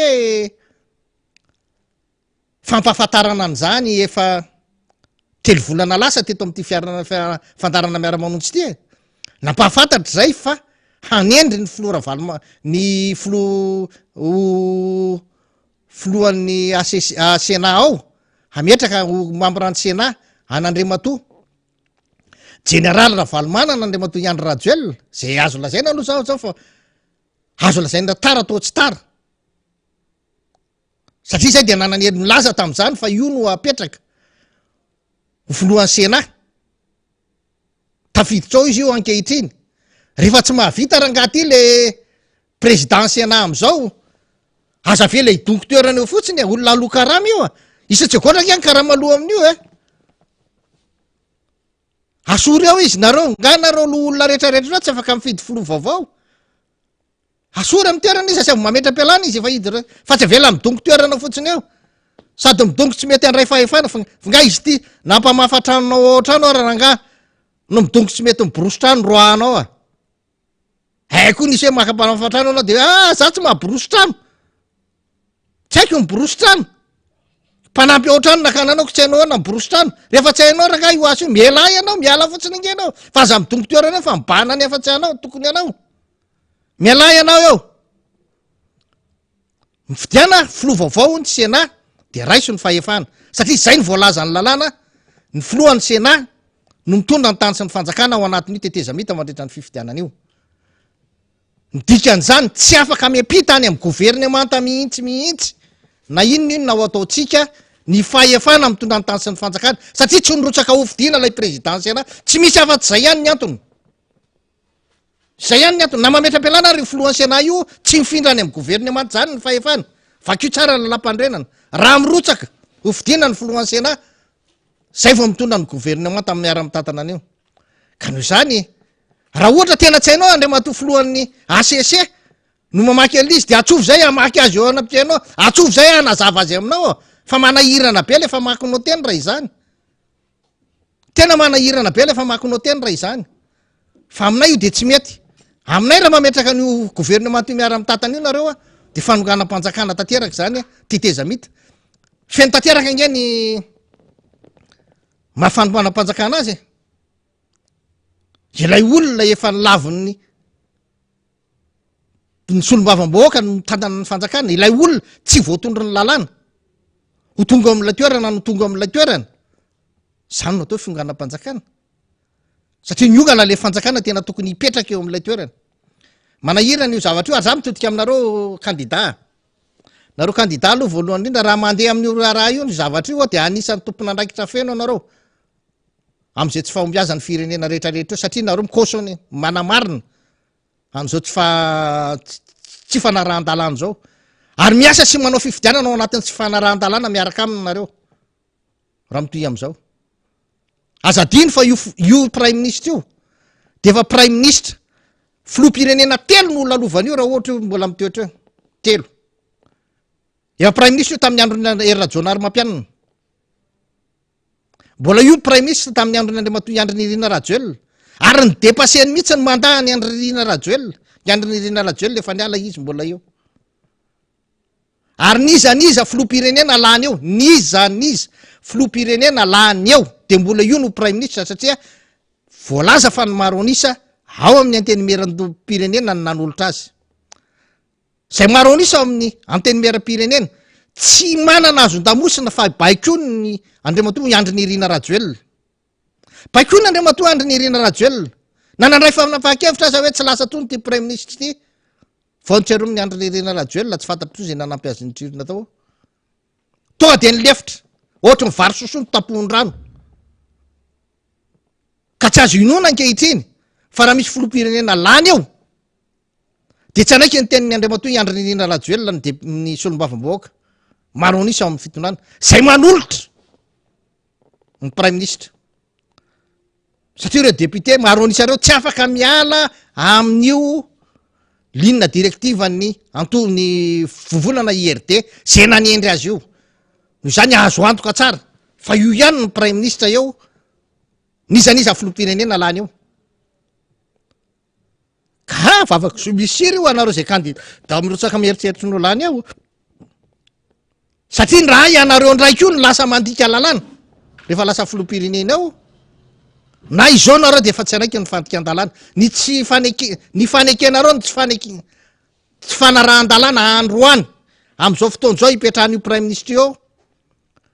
De ahatonga nareo andika lalàna rehefa lany nareo satria tsy amelany tsy anaiky an'itsony nareo hitoetra eo. De lasa ianareo ndray ny mandika lalàna am'izay satria tsy anaiky an'ilay article 54. No zany ankehitriny izao tsika am'resaky zao aleo miady amin'ny fahamarinana na marina fa lany vola nareo mirotsaka fa miady amin'ny fahamarinana aleo fifidianana mandeha amin'ny ara-dalàna fa tsy ara-dalàna saritsary noatran'io no andeha eo.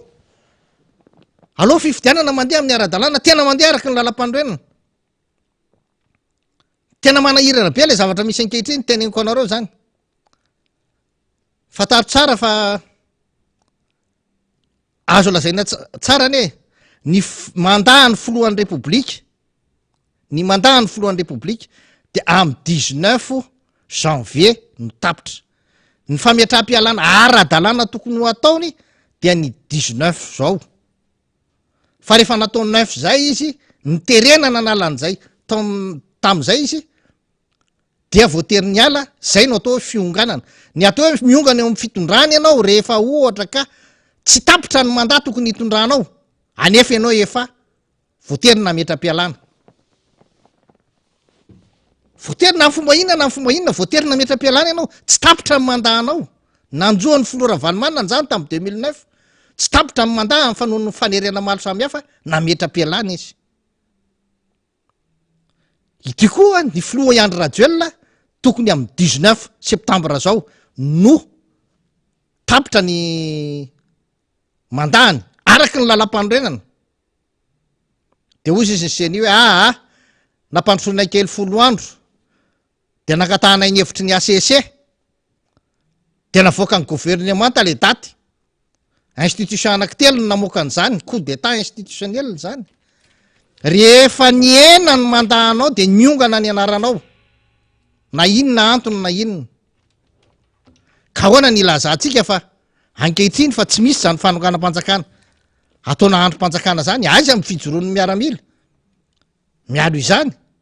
asaivo manazava zay manazava raha tsy marina ny zavatra teneniko fa ny any eo anaty lalam-pandroenana ny any no teneniko marina ny teneninao mety teny le filohansiany hoe ka misy daty tsy tokony anaovana fifidianana fa ao anatin'ny orana izany anie de voalaza mazava tsara raha tsy hoe noho ny antony manokana tsy azo anaovana fifidianana ao anatin'io fotoanan'ny orana io raha tsy hoe noho ny antony manokana ka ny antony manokana tompoko de amin'io voatapitra le mandaha amin'ny filoham-pirenena ary ny manena ny mandahan'ny filoham-pirenena tsy hanananao zo na ny manena ny andro iasan'ny filoham-pirenena na ny mampitombo ny andro iasan'ny filoham-pirenena tsy hanana ny seny izo tsy hanana ny gouvernemanta zo tsy hanana ny ACC izo na ray segondra raha tsy hanana ny ACC izo ny manena na mampitombo ny mandahan'ny filohan'ny repoblika ny fidianany vahoaka azy de mandaha feno 5 taona dikan'izany rehefa kotina 19 janvier 19 septembre izy vao tokony ametram-pialana fionganana miantra aminy ankehitriny ka rehefa miongana koa nge ny filoham-pirenena miogana miaraka aminy gouvernement apetrany kaonany mbola ipetrahany gouvernement io miongana miaraka aminy gouvernement apetrany rehefa niongana ny flora valmanina tamy 2009 niongana niaraka taminy gouvernement tanapetrany fa ity de mampime ray andro melo niongana le filopirenea raha mbola nametraka nomieny directeur cabinet izy kaliany kabinetran'ny filohan'ny republique ianao rehefa aveo de hiala foana tsisy tsony ny filohan'ny republique zany fiadidina ny filohan'ny republique zany foana zany rehefa miala ny filohan'ny republique foana izany miala miaraka aminao zany kina ndray ny anenao le talian'ny filohan'ny republique adiny roa adiny telo alohan'ny alanao tena zavatra manahira-tsaina zany zavatra any tena manahira-tsaina zany zavatra iainana eto tena olona tena adalam-pahefana ka noho izany a za de mitodika amin'ny vahoaka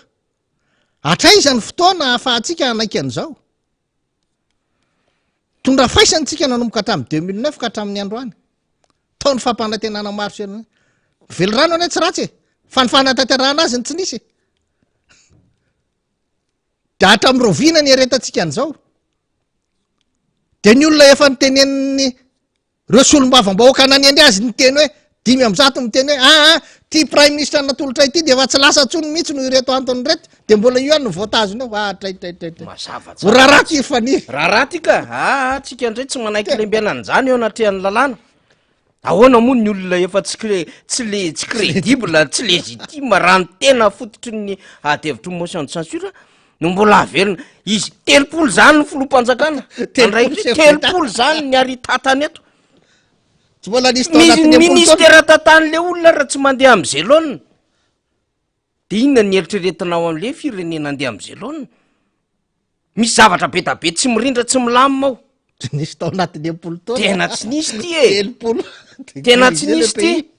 fa zay zany tsika de tena le vahoaka malagasy mihitsy ny atsotsika ho tonga saina am'izao lafin-javatra rehetra zao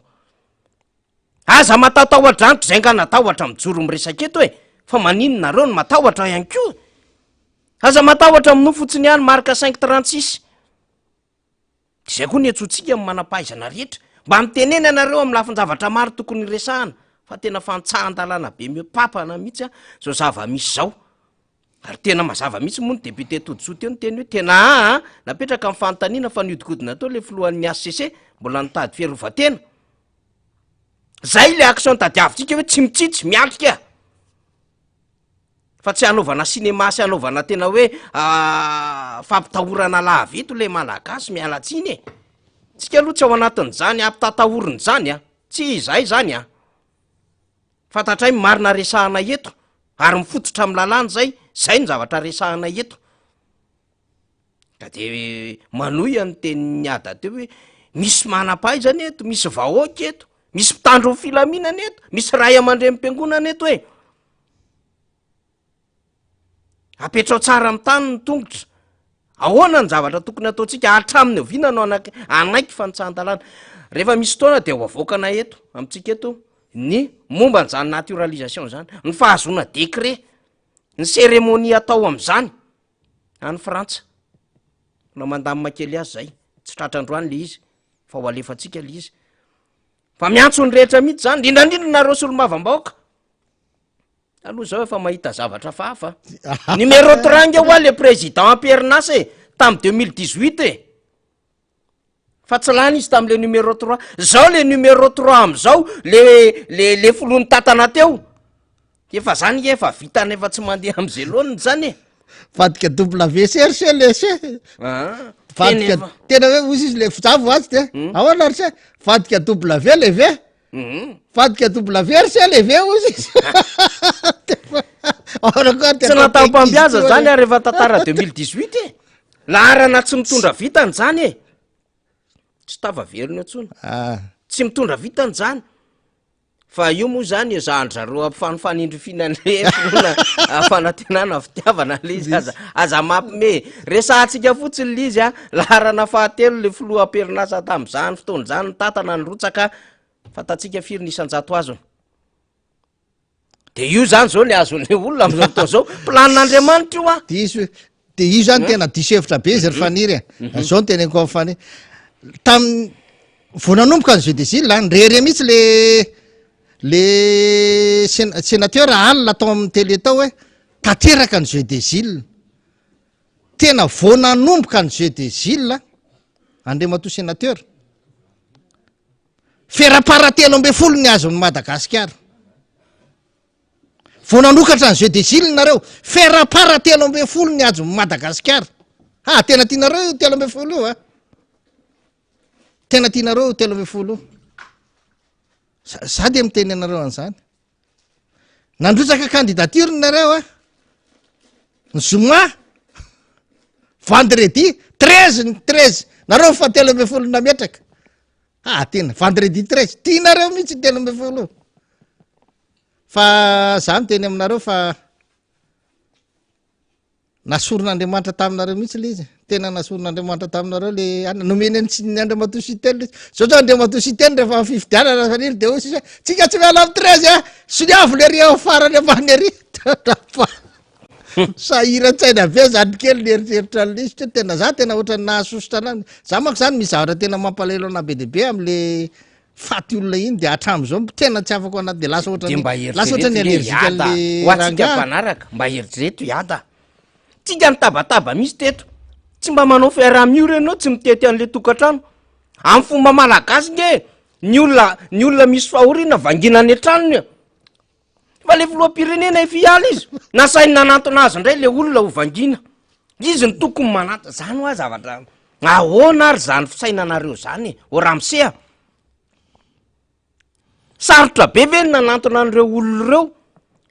ho amin'ny fomba fifanajana ho amin'ny fomba fifampitondrana ny sambatan'olo zany ny fanekena sotoavina malagasy vangina ny manamanjo fa tsy enao indray no andehanan'le olona ny andapa de tsy le eo ihany le vola raisin'le olona le famangina fa zava-dehibe ny fifanajana fa tsy hoe le olona manamanjo indray ny anantona anao any etriny enao indray zany lasa ny vangina ny ampafa le izy zany de zao hoe tsy mamerina fahatsonantsontsika ary malagasy tena tsy mamerina fahatsona ampy zay mivadika hoasa daholo de vakiko ty inona moa zany ny tena dikan'le larana fahadimy eo amin'ny fahalalana zany zay de ho azavaitsika le izy de meko aniada ny fitenenina vetivety faly mba ho alefatsika le momba n'le larana fahadimy rehefa vonina de alefa mifaly amitsika eo le izy fa tsika zany mahita an'izao zava-misy tena tsisy mandeha amin'ny zelonina tsisy mandeha amin'ny zelony le zava-misy eto tena milaza miara-mahity tsika miara-manaiky ito aloha zany ny tena fanazavana ny signification du numéro 5 le 5 le chiffre 5 ozy izy le nombre 5 ozy izy représente le souffle de vie et l'épanouissement. Vous êtes sans doute une personne très indépendante, mobile, libre et voyageuse. Un courant d'air ozy izy léger et rafraîchissant qui charme par sa désinvolture et son côté insaisissable. De vakitsika izy amin'ny teny gasy zany satria miezaka namadika azy amin'ny teny gasy tsika zany ny isa dimy de maneho ny fofonaina sy ny fahataterahana. Ny isa dimy de maneho ny fofonaina sy ny fahataterahana. Tsy salasalana fa olona tena mahaleo teny ianao, finday mamem-pona ary mandendeha, rivotra maivana sy mamelombelona izay mahafatifaty ozy izy amin'ny fahalalana sy ny lafiny saritakarina. Somary mety anakely tsika fa zay ny hevitra filozofika le chiffre 5 fa zava-dehibe de hoe manazava zany izy am'le resaka hoe fofonaina sy fahataterahana. Zay zany ny isa dimy de maneho ny fofonaina sy ny fahataterahana. Teo hoe efa namaky atsika le 5 organes: ny maso, ny sofina, ny orona, ny lela, ny hoditra. Ka zao miasa mafy manaraka an'izany tsika rehetra, ametrao tsara ny tetikady isaky ny vakiparitra carte zany, apetrao tsara ny tetikady tsika isaky ny fokotany, isaky ny commune, fa iasa mafy tsika io. Efa officiel fa candidat Filomarka Ravalomanana, alarana fahadimy izy, de miasa mafy zany zao tsika ametraka an'izay ny rafitra KMMR zay mbola ho resahana atsika am'izay satria maro be aminareo no miantso aty aminay ahoana ny ataonay inona ny ataonay te hiasa zahay te han'olo tanany zay te hiazakazaka hiaraka aminareo dia mbola omena ny toromarika zany fa miandro fotoana kely fotsiny tokony am'ty herinandro ty misy zavatra ho resahana amitsika manoloana izany izasy ny ekipa moa zany a dia ezaka andeha zay itetan'ireo faritra sy ny sisa mba mitondra ihany sy maka ny hevitritsika ihany koa any am'izay sehatra rehetrarehetra any ho an'ny ekipa miara-manonja fa maraparantsika iada mbola mety misy anamafisana am'izay tokony amafisana angamba iada ya mananafisana misy valiteny kely fotsiny ho ataoko zany momba an'le fandaharana maly tamin'ny fahitalavitra raha vavy milaza le sénateur tahina fa tsy misy zavatra very ozy izy raha tsy miteny anao hoe very le izy manao déclaration de perte de efa tenenay aloha anao fa hoe tsy nanao déclaration de décès an'lay nationalité ny Andriamatoa Andry Rajoelina zay izy ny tokony hanao azy fa tsy zahay antsitrapo no anaovany an'izany izy fa zao tsy mitombona koa ny filazana hoe tsy very ny zavatra ray raha tsy miteny anao hoe very ke anao zao raha very ray alina ve anao tsy miteny amin'izy an'izy anao very ray alina de milaza zany fa tsy very le ray alina tena olona sénateur ve anao de zany no fisainanao tena mieritsereta raha fa raha sénateur tsy mataka zavatra ohatran'izany manahirana mahatonga anao napetraka loolona zany olona manana fisainana ambony rehetrarehetra loolona zany tena ambony zany e kondrahoana lazainao fa tsy very le izy raha tsy miteny ke fa very zao le izy efa very ny ray alina anao ka lazainao fa tsy very ahoana raha tsy miteny amin'ny olona anao very le izy tena tsy manahirana zany ary eo tsy nareo tsy marina miteny anareo rehefa miteny zavatra milaza anareo fa tokanana ny lalana tuliara arany efa miangy eo tuliara tuliara ranala misampy efa tamin'ny andro ny rajonary mampianina ny tokanana fa nala masampy makany be voay ny tokananareo fa aza mandainga ary taliany ny ny folohan'ny repoblika eo fa le folohan'ny repoblika moa efa niala tsy fantatry sonareo taliany inona sisany aza mandainga tokananareo tsy niairany 44 ny taonanareo fa nilatra eo moramanga makany Ambatondrazaka fa tsy niairany 44 rehetrarehetra zany aza mandainga aza mamandalitra olona ny filazanareo fa ny sekoly vitanareo ny hôpitaly vitanareo ny tsisy fitaovana ny fanaovana etanolona vitanareo angeka vato fototra no mipetraka eo fa tsy rehefa mipetaka ny vato fototra de hoe mandeha zany ary amafisiko eto ny tenin'ny député Masogona Malia fa tsisy asa mandeha zany any amin'ny pipeline any tuliara zay tany tompoko tsisy an'izany any vato fototra napetraky nareo nao fa tsisy asa mandeha zany any tsy hoe efa andeko izy ary niala tsy lerako lazainao fa hoe vita asa hoany tsy raha zany ao manao ohatran'ilay ministra mametra-pialana aloha de andana manao propagande sady mafimafy ny fanohanana ny 13 am'ty le 13 lasa vadika findra toerana ka izany zavatra zany tokony ho eritreretintsika tsara ho an'ny vahoaka tena manao mandrovo tsy mihitsy ankehitriny ny fitondrana teo aloha ianareo nge zay nge ny mampanohatra anay de ny fitondrana ny toerinay fa tsy Andriamatoa Andry Nirina Rajoelina izy zao lasa ny ala izy tsy manakambara amin'ntsony zay akoatra ny nationalité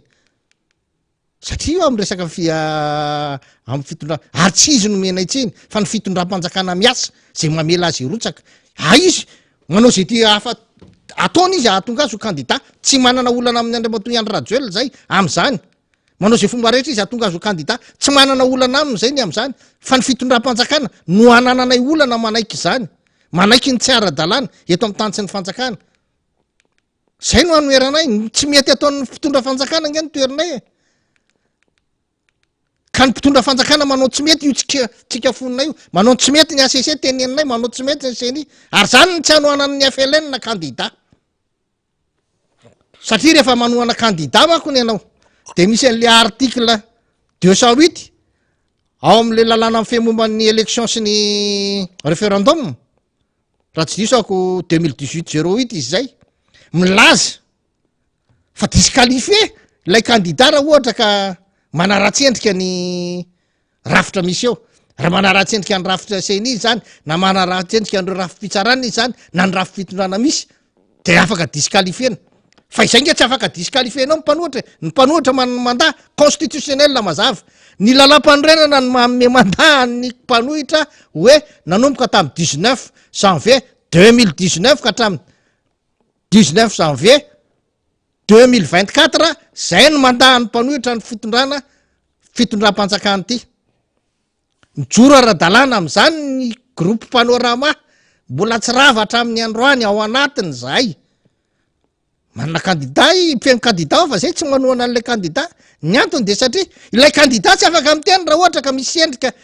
resaka mety anaratsy endrika an'lay rafitra satria mamiteraka disqualifie ho azy zany fa mipanorama afaka miteny satria mipanorama manohitra fa disqualifienao amin'ny fanoherana nga mipanorama tsy afaka ataonao an'izany zay tsy afaka ataonao tsy afaka rebirebenao am'izany zay fa rehefa tsy mety de tsy mety nenay ny ara-dalàna marina sy ara-dalàna fa nenay tsy zay tsy tianay io saritsarina ara-dalàna sy hoe aka io ny tapaky ny fanapahan'ny ACC fa tsy azo lafina tsy azo vai tsy azo ivalozana tsy azo ivalozana ahoana raha ngaty ho tsy maty manota de ho anay ivalozana mihitsy ho anay ny fanoherana mato zahay nomena zo anohitra ny fitondrana rehetrarehetra de ny dikan'izay tsy mety ao anatin'ny fitondrana ary zay nge tsy miteny afa-tsy tsy mety mety tantaraonareo tantarao raha ngano mety de teneno fa ny tsy mety ny teneninay satria raha ny tsy mety ataonareo tsy ampiarany fotoany tandrisana azy le tena ngezabe tsy mety anio tandrisanay io zay tsy mijery an'le kelikely le tena ngezabe tena hoe tsy mety kosa tena ity kosa tena tsy mety tsy azo ivalozanako tsy mety zany ka zay de miteny hoe androany zay de miteny miverena ny ACC amin'ny fanapaha-keviny fa kio tsara ny lalam-panorenana fa ny lalam-panorenana de milaza fa tsy misy afaka manala ny fahefana eo am-pialatana ny filohan'ny ACC raha tsy mirotsaka hovidiny izy raha mirotsaka hovidiny izy zay mirotsaka hovidiny izy de mifindra ny amin'ny gouvernement moramora le raha fa raha tsy mavita le filohan'ny ACC eo asaivo miala de misy filohan'ny ACC tsy ACC moa fa Sénat raha tsy mavita le filohan'ny Sénat de asaivo miala de filoha Sénat vaovao efa nisy kitana efatra niakatra kitana efatra sady dimy tsy haiko tsony fa tsy fantatry tsony moa la hoe reny maky ndraindray manahirana faniry hoe be kitana ao koa ny misy hoe tonga tena tonga kitana fa tony nge karazany olona naniry kitana zany manahirana zay de efa niteny taloha tena mitodika aminareo vao tam'zay ela zay nitenenana zay hoe ilatsaka io mangamasaka io fa zao maro loatra ny mpitazona azy tsy nilatsaka lay mangamasaka fa loha ampitoerana teo fotsiny loha ampitoerana izy io ka ny asakasaky nareo zay ihinana azy fa manay mangamasaka zay nilazany nenjery io tsy nenjery azy zany efa loha ampitoerana izy io de asakasaka reo zay ihinana azy ho avy ny fifidianana na inona fipetraky ny toedraraha misy eto amin'ny tany sy ny fanjakana zay avao am'mpanorama de mijoro manohitra foana ny tsy mety rehetrarehetra eto amin'ny tany sy ny fanjakana ary misarika ny vahoaka malagasy misarika indrindra nareo candidat nareo fiarahamonim-pirenena nareo ray aman-dreny am-panahy nareo tafika aza vela viravrain'ny olona ohatran'izao ty firenentsika ty aloha andeha amin'ny ara-dalàna ngambontsika mitovy hevitra am'izay aloha sa miary ny androm-panjakana aloha andeha amin'ny ara-dalàna aloha andeha amin'ny fahamarinana fa tsy ahasoatsika ny andeha amina zavatra tsy ara-dalàna ohatr'izao fanery eny ary tena marana fandarantsika de satria moa tsika iada zany mbola tokony resaka fa ho avy ny fotoana tsy maintsy anokana fotoana foana tsika iresahana amin'ny maplus fandrano bebe mivavao zany de mila akana fotoana kely izy na zany na tsy zany ezaka ny atsiaro tsika namana iada satria nodimandro moa raha fredy de indro sombony fanio-kevitra raha fredy no alefa amitsika zany raha fredy tatsa izy ny vahiny teto amin'ny fandarantsika de mbola andefa lavalavitsika ny alarobia ano any eritreretina zay fanarahana tamin'ny fianakaviana fa andefa ny sombony fanio-kevitra raha fredy tsika ho famezam-bona tsika sy ho fisaoratsika ny tolona vitan'izany lehilahy zany teto amin'ny firenena ary mbola ampitainy ho an'ireo vaoaka malagasy ny taranaka zany de mandre am-piadanana raha fredy de ho tohizana foana ny tolona de vita moa zay de mifarana ny fandarantsika de makasetraka atsika nanaraka mifandarana zany dao rafaly ho fahatserovantsika ny namantsika zany zay nodimandry no andefasana ity fanio-keviny somary fofity moa zany fa mbola andefa lavalavitsika makasetraka atsika rehetra ao anatin'ny distrika Manjakandriana raha lazainy eto de ny distrika Manjakandriana de efa miroborobo fatratra koa zany Tokotima voapetraka isaky ny fokotany commune vitsivitsy ihany sisa no misy fokotany mbola tsy tomombana kely rehefa kely ho afa ny akamarony de fa azo atao hoe mipetraka tsara zany Tokotima Madagasikara zany any amin'ny distrikany Manjakandriana miarabo any koa sady mampahery an'ireo mpitarika ny rodoben'ny mpanohitra indrindra fa ny filo Ravalomanana zay mampahery azy satria sedra mafy no miandry azy eto zay dia izay tatsaha dia matsapa fa zany filo Ravalomanana zany de tena mianatra tsapa teraka ary tena miany voaka madinika ary tena sarotiny am'zany hoe findrianam-pirenena zany apatsevoko kely izy satria indraindray mako adino raha vonazo ny fitondrana ny filo Ravalomanana tamin'ny Roa sy Roarivo de nisy firenena lehibe anankiray zay somary salasala zay namatsika ihany de zao no nataony taminy raha iaraka aminay ianareo de avia fa tsisy zana-taninareo tsony eo fa mitovytsika karaha hitovy am'ireo firenena rehetra io nareo iara-iasa de tongava afasahiny zany